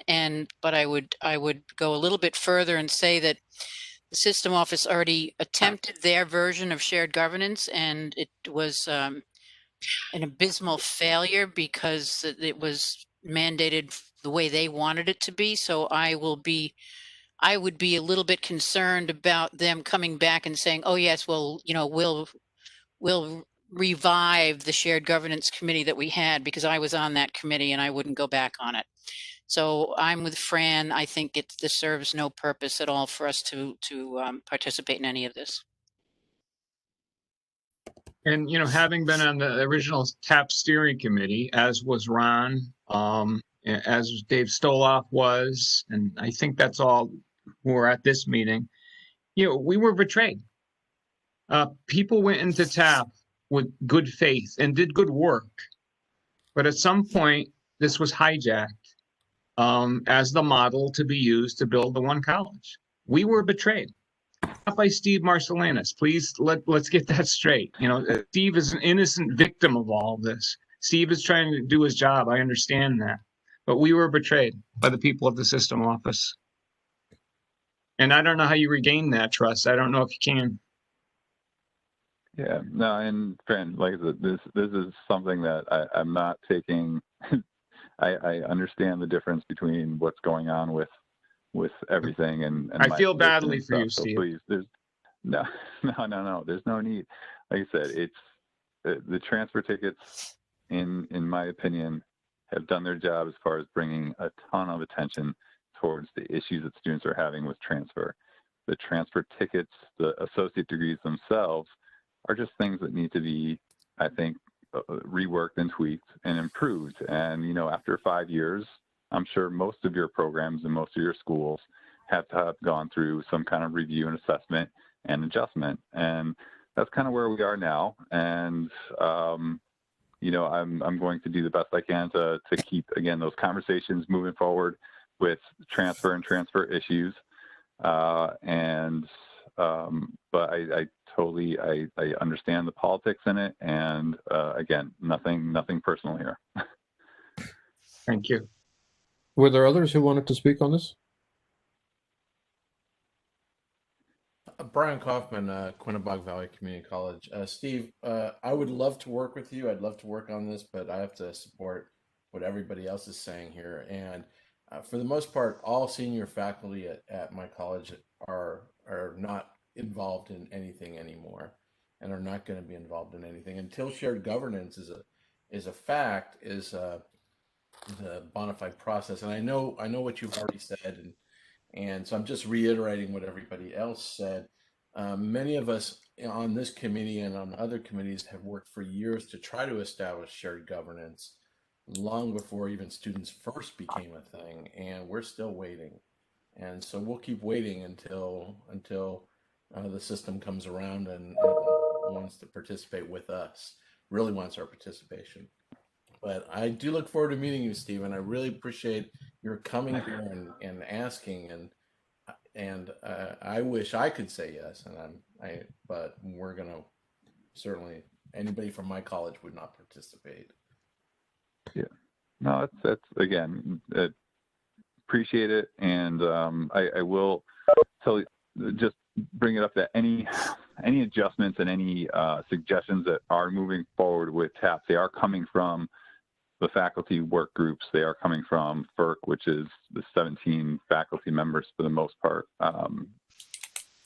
And so that I want to make clear.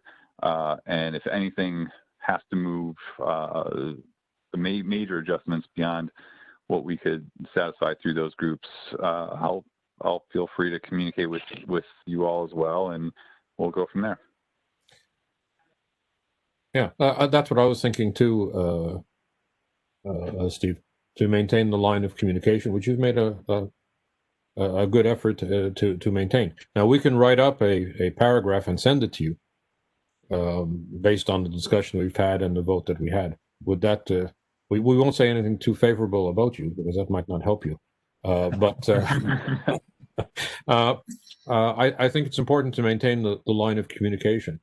And I know that, in speaking with some faculty at my university, they did, seem to have a positive view on what had been done in the past. That this was dropped as of a couple of years ago is one of the unfortunate side effects of focusing everything on the students first. That said, what are could you perhaps just mention to us what are the next steps? What are the issues that are going to be brought up to whatever structure?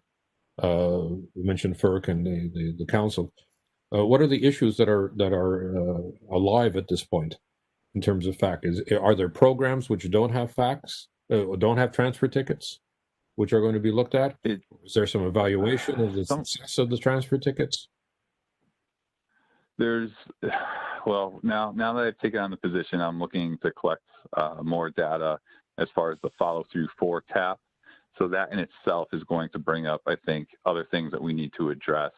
One of the things might be the discontinuation of a program.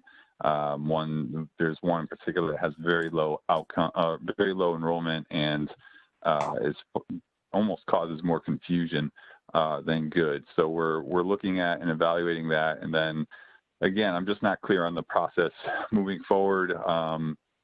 Based on the implementation guide, it seems like some of these things are supposed to go through a certain process and structure. So that's what I'm more concerned with. The big one was the consistency to make Section B uniform through all 12 campuses of the Framework 30. So sorry, I'm talking TAP lingo. The Framework 30 is the Gen Ed. I know most of you are probably familiar with it, but there's this area called Section B, which each campus had the ability to make their own decision as far as the 2 classes that would go into Section B. FERC discussed that, and they decided they wanted to make it consistent, so it would be CLIL, the Continued Learning Information Literacy, and Oral Communications would be the standard 2 courses for that section. That's when Ken Kluchnik brought up that FERC can make that recommendation, but it had to go through the TAP Coordinating Council then to be brought to the next step. So those are some examples. Sorry. Okay, that's helpful. Are there any other comments that folks want to make about this?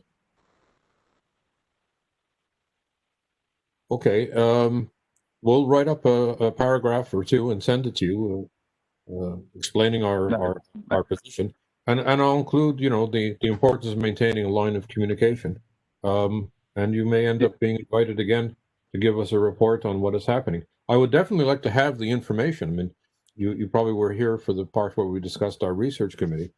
What is the effectiveness of the TAP program? In other words, how many students in the various areas are in fact completing the associate's degree and going on to a CSU university? Do you have those statistics? Those are when I started the position in March. That was one of the things that I discussed with Ken right away. Is we're right now the only data that we're really keeping on it is the TAP census report, which will tell us how many students are declaring a transfer ticket as a major.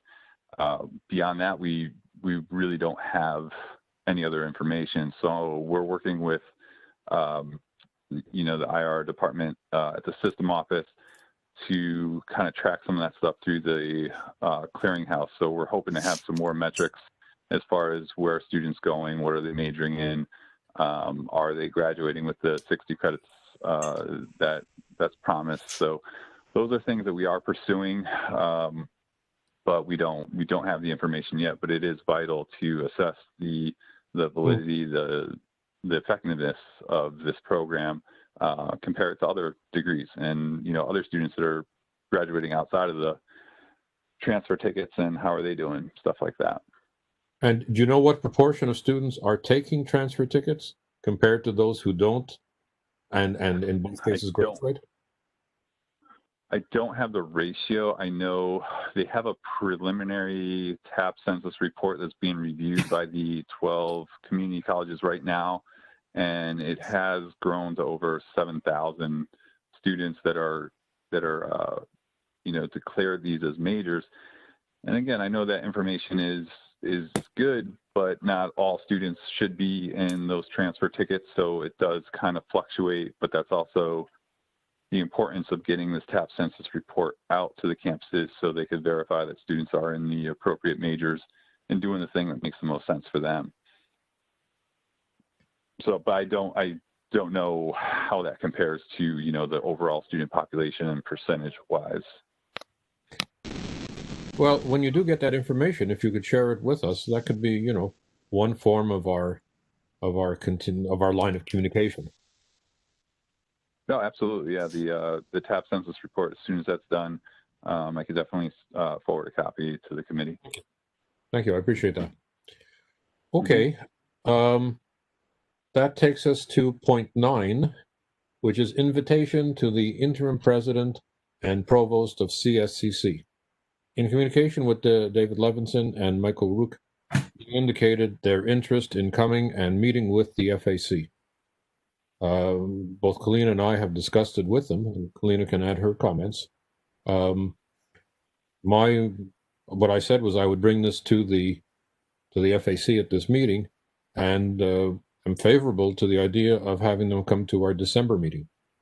So long as that gives us time to formulate our questions, and to have a discussion, sort of an end of year discussion, as to where they are and what our comments and criticisms are.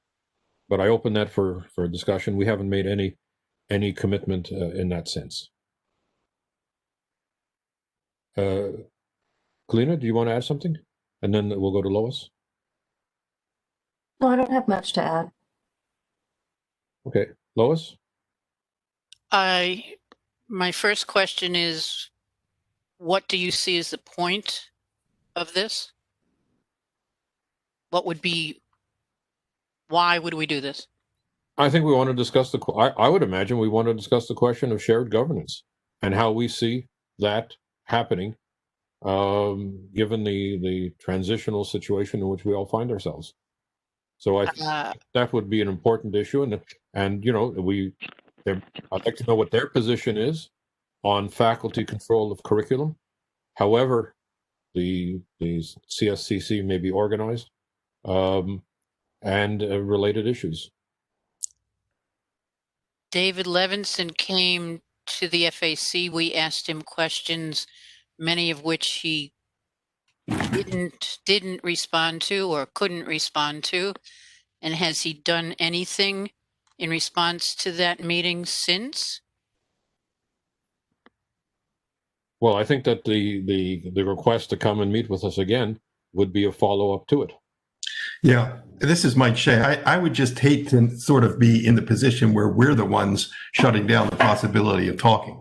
If they don't want to talk to us, that's fine, but I think we should be willing to talk to them and invite them. And then you're in a stronger position if nothing happens. They can't say, well, you wouldn't talk to us. So I think we should invite them and listen to the same answers that Lois was just referring to again, if we have to, and then we find out things that way. So I support it. We did get questions in writing from the group last time, and I know Levinson didn't have the time to answer them specifically, but we can ask for those in advance of the meeting if we wanted to. That would actually make it a little more informative, perhaps. Yeah, I guess, sorry, go ahead. No, I was just going to ask for other people's opinions. I myself am favorable to the idea of inviting them as well, so long as we have a clear set of questions in advance, as we had for Alice Pritchard when she came, and we tell them in advance that we're not going to accept I don't know. It's still to be seen. Or as they say for Supreme Court hearings, it's a matter upon which I might be called to adjudicate. I can't answer any of your questions. Give definite answers. And I think there's questions such as who is reporting to whom? We had that question which we were discussing earlier. Who is reporting to the regional presidents? This is information that we need to have in order to formulate our recommendations, our criticisms, our proposals. And then there's the question I think is quite important. What is their vision of things? How do they see it happening? And is that consistent with what we expect in terms of shared governance and faculty control of curriculum, which for me is the baseline? Yeah, I support talking. I mean, for the reasons Mike elucidated, because they would really prefer to ignore us. So this makes it more difficult. And back to the trust issue, I mean, we need to get some idea what concrete steps are they going to take to build a working relationship with the faculty and staff that doesn't exist right now. Yeah. And then how are they going to follow through and do that? And we want to see those actions take place, some of them. Because otherwise there will be no trust.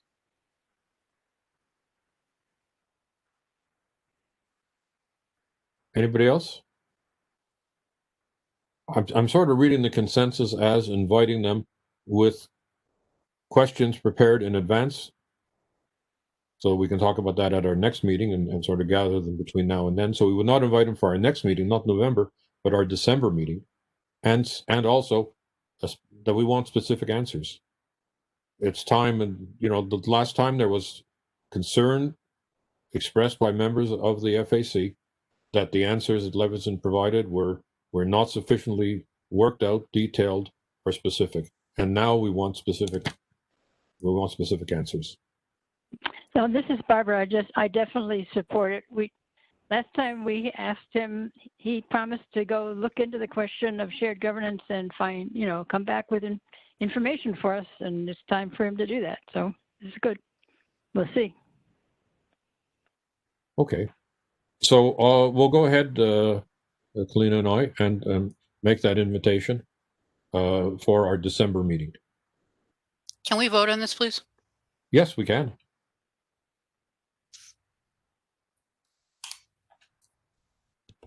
Who gets to vote on this? It's voting members of the FAC. Invite Levinson and Rook to the December meeting. Yeah, that's a good. And thanks to Fred Latour, I have found the polling panel. So here we go. David, just want to remind everybody that you have to hit submit after you vote down at the bottom. Right. And David, it's Barbara. Count me as a yes, please. okay. What is happening here? Oh, I see. Okay.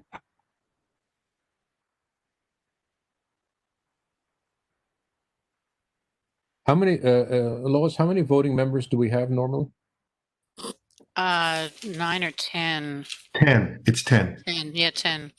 All right. I've got 7 so far. So let me keep the poll open. I haven't voted. And I can't. But I would vote yes, and Barbara would vote for yes. So that would be 9 people. So I'm going to close the poll in 15 seconds. Jennifer, I noticed that a youngster just appeared. Bring her back. Bring her back. This is why I hide my video, because I have a little friend here doing Play-Doh. Play-Doh or Play-Doh? Play-Doh, right? Yes, yep, both. Hey, there she is. Hey there. All right, I'm going to close the poll in 10 seconds.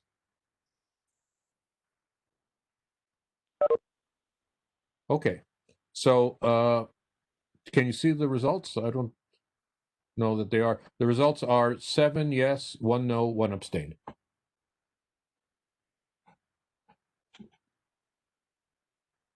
Okay, that brings us to the meeting schedule for 2021. Colina? Do we need to establish it today or can we put this off? We do need to establish it, I think. I think Pam wants to post them. And we should at least look at them. I don't know. I emailed the proposed dates to everyone. Do you have them to share, David? Do you need me to find them? Yeah, I think I can find them. It'll take me. And I think Mary Beth has already said that there are a lot of clashes in the fall, right? Yeah, it conflicts with all 4 of my faculty meetings in the fall. So I would either miss either this or that every month. Gotcha. I know we have, I think like March, April, May, June it looks pretty good. But there's a question about February. We need to add an August date and then we might need to shift around some of the fall. Do you have it? Do you need me to? I'm just looking for it now. Colina, this is Mike Shea. I just want to mention, generally we did the second Friday of every month. Because a lot of departments or a lot of schools do have stuff happening on first Fridays. Do we want to shoot for the second Fridays and then it becomes consistent instead of just it's just sometimes easier for people to sort of process it when it's the same part of the month. Does that solve your conflict, Mary Beth? Yes, it does. So this time we got suggestions from Pam Helene because we've gotten into that situation before where something came up that we couldn't address at the committee meetings in time for the board meeting. So Pam gave us some suggestions, hoping to improve that workflow so that we could have more of an advisory role. And, we were advised that if we have issues, they go to the appropriate committee for full discussion, and then to the board where it's almost ceremonial, right? You just approve. So for that reason, she gave us some suggestions. But yeah, there was that concern that we have so many system-wide, things across the system that we probably need to go back to the dates that we used to have. So that makes sense. Yeah, because the faculty advisory committees, I'm sharing the screen now if you can see it. Yeah. That's what you sent me. Are usually 20 days before the meeting of the Board of Regents, which is a long time. And curiously enough, the board doesn't seem to meet in January, July, or August. And it seems to me that we did meet through the summer. So there's some adjustments to be made there. So is the proposal that we meet the second Friday of each month? Is that the idea? Or was it the third? I said the second Friday only because that's what we've done in the past. But actually, I understand that there's still a confusion with these dates, but I liked Kalina's point that from Pam that maybe it's more effective to go on the first Friday, and some people might have to miss. I don't know how to, I mean, there's always going to be a trade-off on however we do it, but it does seem like maybe it's cut into our effectiveness when we're that far away from the meetings, as David just mentioned. So I'm kind of agnostic on it. I was just mentioning that information because that's what we've done in the past. The second Friday that we've done, so it will go to February the 12th, and the board meeting is on the 18th. It will go to the March the 19th, and the board meeting is on the 25th. It will go to April the 16th, and the board meeting is on April 22nd. It goes to May. Well, I don't know why there's two here in April. Then it's kind of confusing. But it would go to May, the third meeting in May, and their meeting would be, or the third. I'm getting lost here. The third meeting in June, and their meeting is on June 24th. And then we have a July meeting. But we should have an August meeting as well, I think. And then we would then change the other dates. So I think the best thing would be to move to the second Friday of each month. And that's kind of easy to remember. I don't think I'll have a conflict with PA 1240. It's been hard to have these meetings always conflict with those. So I think they're meeting, that things change, but the first or second Friday of the month would be good for me if that matters. So why don't we just go with the second Friday of each month? unless, some problem arises and we have to change it. And just to be clear, we're starting with January. Is that correct, David? Yes. The second Friday in January. Okay, thank you. Friday in January, that one might be too early. Because Yeah, I think it would be probably the 15th. So I think we should probably keep this one later, either the 22nd or the 29th, and then move to the second Friday thereafter. So we'd have a February one, which is not here, which is the March, April, and then May and June, July, August, and September. So, yeah, I think for January. Go ahead. In the past, we've also had the August one later in the month because many people are out of town earlier in the month. So let's do that as well. Then we'll do the third Friday for August, right? Okay. And we'll do. So that's August 20th, right? Yeah, I think so. It probably will be helpful at a certain point, David, that before we stop, when we're done, we should say every date out loud just so people know. Oh boy. Well, I can do it. Yeah. But thank you. It's January 22nd or 29th, whichever one we pick. So what should we do for that? I guess later is better. Why don't we do January 29th? Okay. And then the next one would be February 12th. That's a holiday weekend, but it sort of doesn't matter if we're Zooming anyway. And then March 12th, and then April 9th, and then May 14th, and then June 11th, July 9th, and August 20th. And actually, usually we set them for the full year too. Yeah, so we should go through September, October, and November. So September 10th, October 8th, and November 5th, 12th. Okay. And December 10th. Wow. That sounds like a lot of About 12 of them. I know. Okay. So the third column from the right has in red that a list of dates that the meeting shouldn't extend beyond. I guess those are Pam's suggestions, but I just wanted to point that out before we finalize this. Yeah. Because the second Friday actually makes it just past, I think, most of those. And also our summer, I think the July meetings were considered special. We didn't typically meet in July unless we needed to, but we've needed to is why they've become more regular. Right. And usually we would schedule them and then eliminate if necessary, right? So people had them marked off. Okay. I think we got smart enough to do that.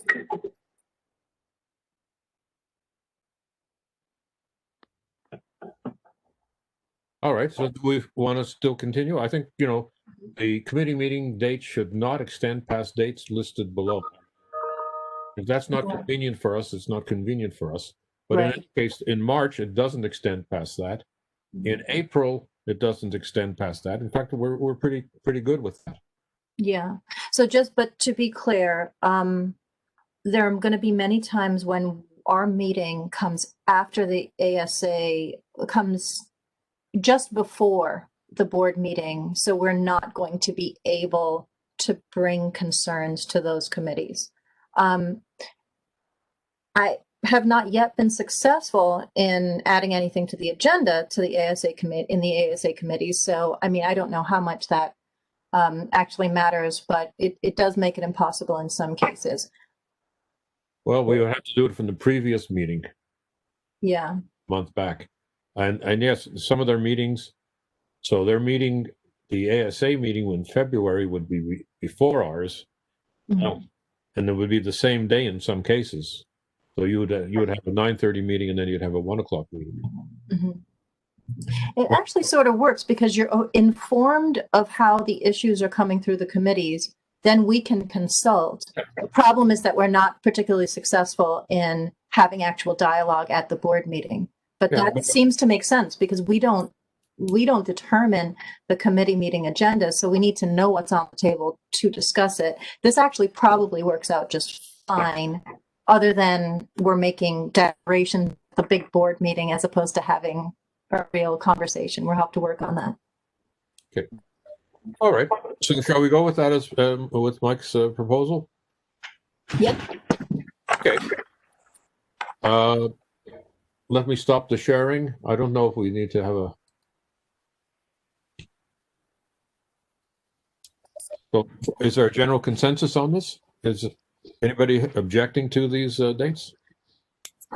The only thing I am looking at is that, where Mike, you're saying it's every 2 Fridays. For some reason, I'm looking at the calendar and it looks like it's the last couple of meetings was the 3rd Friday. Am I not looking at the right? Isn't that, and will that conflict? I'm just wondering, because I know. September the 10th is the 2nd. Oh, I see. October 8th. There are 5 Fridays in October. Yeah. Maybe we want to put it on the 15th. To put it, that would be the 3rd Friday, but just because the month begins on a Friday. Is that the same problem in November? No, November 12th is the 2nd Friday. That's fine. And December 10th is the 2nd. So the only problem is actually October. Okay. So why don't we just take it to October 15th? That would be the one exception. Since the month just by chance starts on a Friday. Okay. With that modification, are we in agreement? Those in favor indicate by aye, putting up your hand or smiling. Anybody opposed? All right. Well, now the good news is we're at the end of our agenda. Is there anything else matters which somebody wants to bring up? Lois, did you want to mention Proctorio?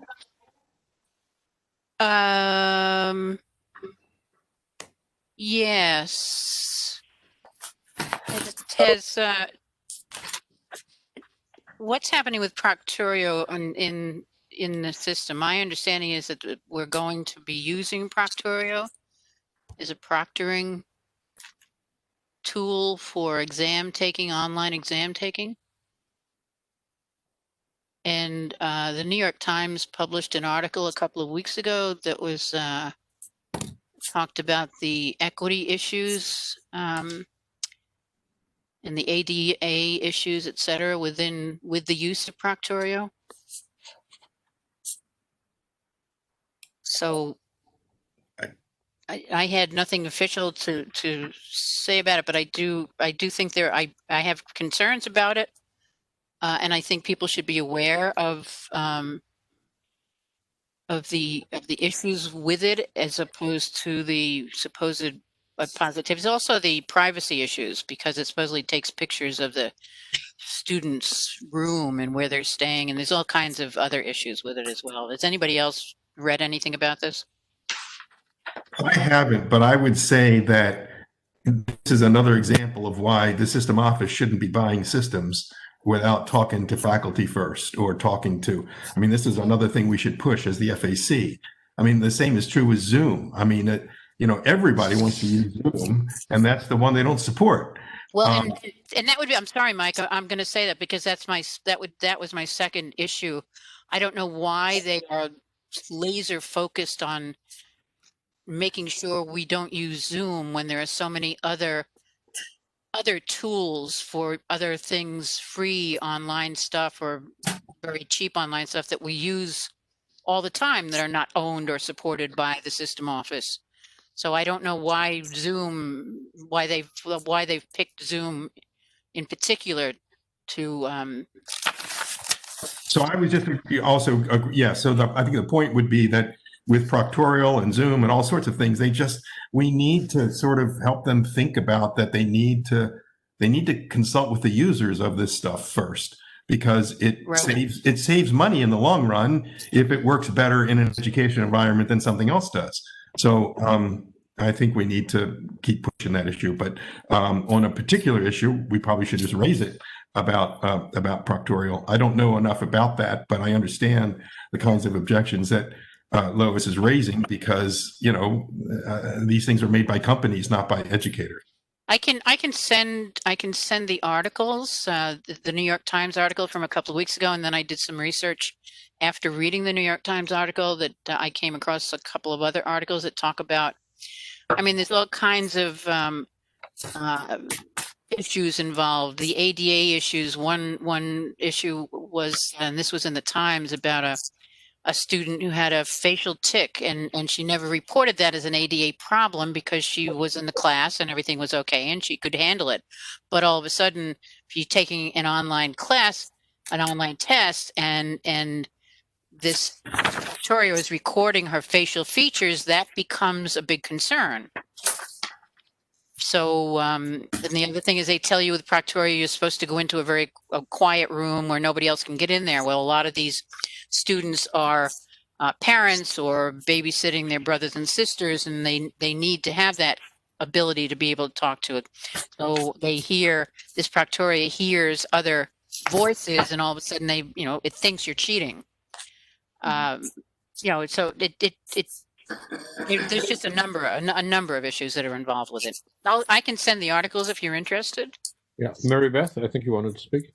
Verna. Yeah, I would definitely be interested in seeing the articles. I just wanted to give a little background information. So in the spring semester, when everything moved online very quickly, one of the math programs that I use for my classes on campus as well offered Respondus Monitor, which is very similar to Proctorio, free for a limited time, just to basically, be a way to deal with the fact that everybody was just thrown off campus.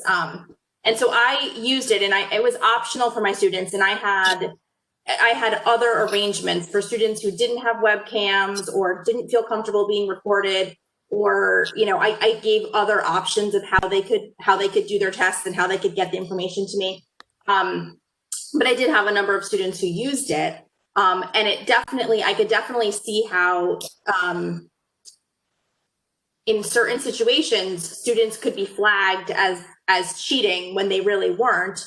Particularly like for a math test, they look down a lot because they're doing a lot of working out things, and it was flagging that. But it wasn't really an issue for me because I could just go back and review the recording, and it was obvious to me that my student they weren't cheating. Or if it flags a person running behind them, you just go back and watch the video and you can see that there's a little kid that runs behind them, or or a parent that walks in for a second.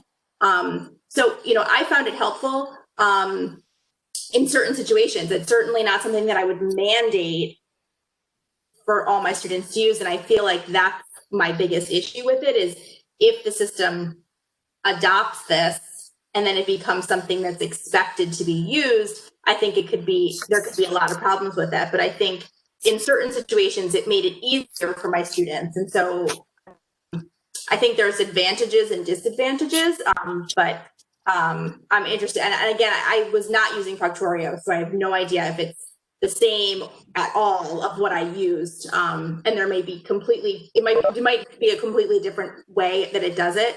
So I'm interested in learning more about that. But just from my perspective, there were some advantages to using it. I'm not doing anything like that this semester because the software wasn't available for free, and I'm certainly not going to have my students pay for something like that. So I figured out other solutions, but just my personal experience with it from the spring. Right. Thanks, Mary. I understood. And I think that's my biggest concern is, well, one of my concerns is just using it, but my bigger concern is the fact that this is being given to us and we're not being told both sides of the story, what it does and what the problems are with it, so that can be. This is Barbara. No, go ahead. Somebody else going? Myrna, were you Okay. were you trying to get on? No. Okay, go ahead, Barbara. I think another thing that we might want to be thinking about, and I believe that contracts are public information, and I think the system office is probably fooling around with some various contracts that we don't know about, but that we could ask about. And I think there are two dangers with this. One is what you're talking about with Proctoria, possibly having serious downsides. Another one is taking over what faculty do. There are a million companies out there, vultures circling around, waiting to grade our tests, write our curriculum, everything. And the third thing is possible corruption, that it may be that some companies are being chosen because they know somebody or even that there are payoffs. And so you have to watch out for any contracts. So I think we should try to do that. And I didn't know, I just want to, did all of you see, it was on a weekend and it was quietly announced that Lamont is hiring Boston Consulting Group to tell him how to reorganize state government? Yes. Yes. I think the suggestion was made at a board meeting that we should also make use of them. Again. Mm-hmm. So can we maybe have conversations about this? We're lucky that we have Lois, and she's at Tech and knows about this stuff, but have conversations about this at our campuses, and then maybe be prepared to have something to say about this at the next meeting. And it seems that we might want to be on having conversations, as you point out, Barbara, maybe ask a couple questions about the contract and about, just about that process. I don't know if that's something research folks want to say something about. We can ask, Dave probably ask also. Yeah, I wanted to add that 12 out of the 17 institutions used Aqua, Task Stream or Watermarks Aqua for assessment, which is required by Standard 8 of NETCHI. That contract was canceled, so 12 schools lost the software they need to meet Standard 8 accreditation requirements. I told my CEO that we lost the contract and couldn't do assessment anymore, and she ignored my email. I got no response whatsoever. And I've been shouting about this for over a year now, for about a year and a half, that we needed this software. And I heard that they were that Jane Gates was planning on canceling the contract, and she did, and she had incorrect data, because instead of asking the faculty who lead assessment efforts, they asked the IR directors, who basically are just support staff for assessment. And the IR directors, many of them had no idea what was going on with assessment, so they reported back saying that no one was using it. But I know from contacting the faculty who are in charge that 12 out of the 17 institutions are using it. Now Central is trying to write a grant so that they can create their own product. But at the community college level, we don't have the expertise to do that. But it's really, really troubling. It's really, really troubling that this entire standard of accreditation is now in jeopardy because we no longer have this software.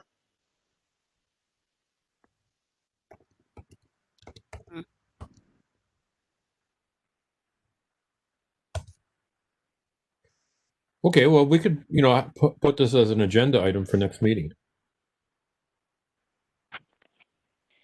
This is Barbara. I'd like to, one more thing, is different subject, which is the unions are starting to gear up for negotiations. And I don't know if we have people in our group who are intimately involved with all that, but if not, we might want to sometimes invite union people to give us some updates and see how some of the same issues are coming up through their negotiations that we've been discussing. Yep. That's something to retain for future meetings. Right. Okay, Lois's cat has a point. There we are. The cat, I think, has moved a motion to adjourn, I believe. And I'd like that marked in the minutes. David, before we adjourn, since we're talking about inviting people, can we also consider about that David Jimenez thing? I would love to have the opportunity to have all of us talking to him, but if it sounds like you're a little hesitant about that. Well, that's for the new year. Okay. For November, we'll be preparing our annual report, and for December we'll have Levinson and Rook. We can do that. We consider having Jimenez and also the union people, although I don't think together. Oh, I think we should have them together. And maybe the only thing I would say about this, David, is that if we are going to invite him, you're probably going to get more likely to get him, at least calendar-wise, if he knows sooner. So if we could, if we want to agree that we want to invite him for for February, probably be better to do it before January, right? Probably be better to invite him in.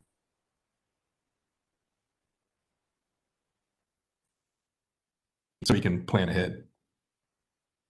Yeah, he wasn't at the last Board of Regents meeting. None of the commissioners were there either. So I don't know if they were having some meeting, some other meeting in which he was attending, or just by chance he wasn't there, but none of the commissioners were there. And I presumed that they had another meeting at the same time. Let me look into the David Jimenez thing.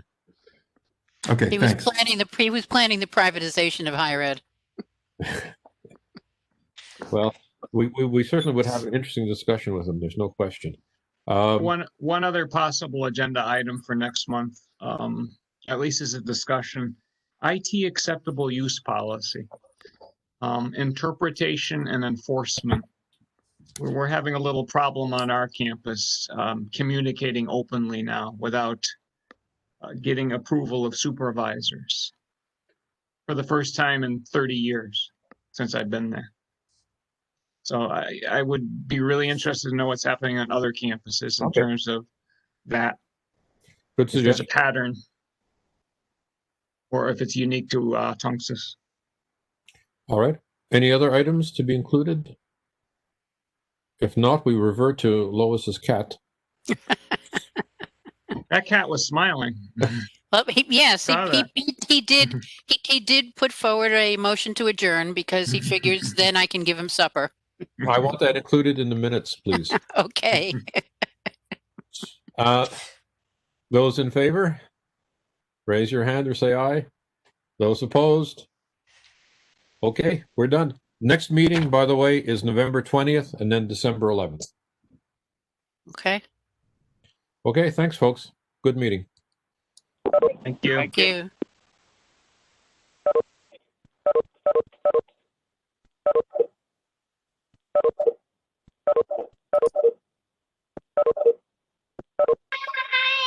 Say bye.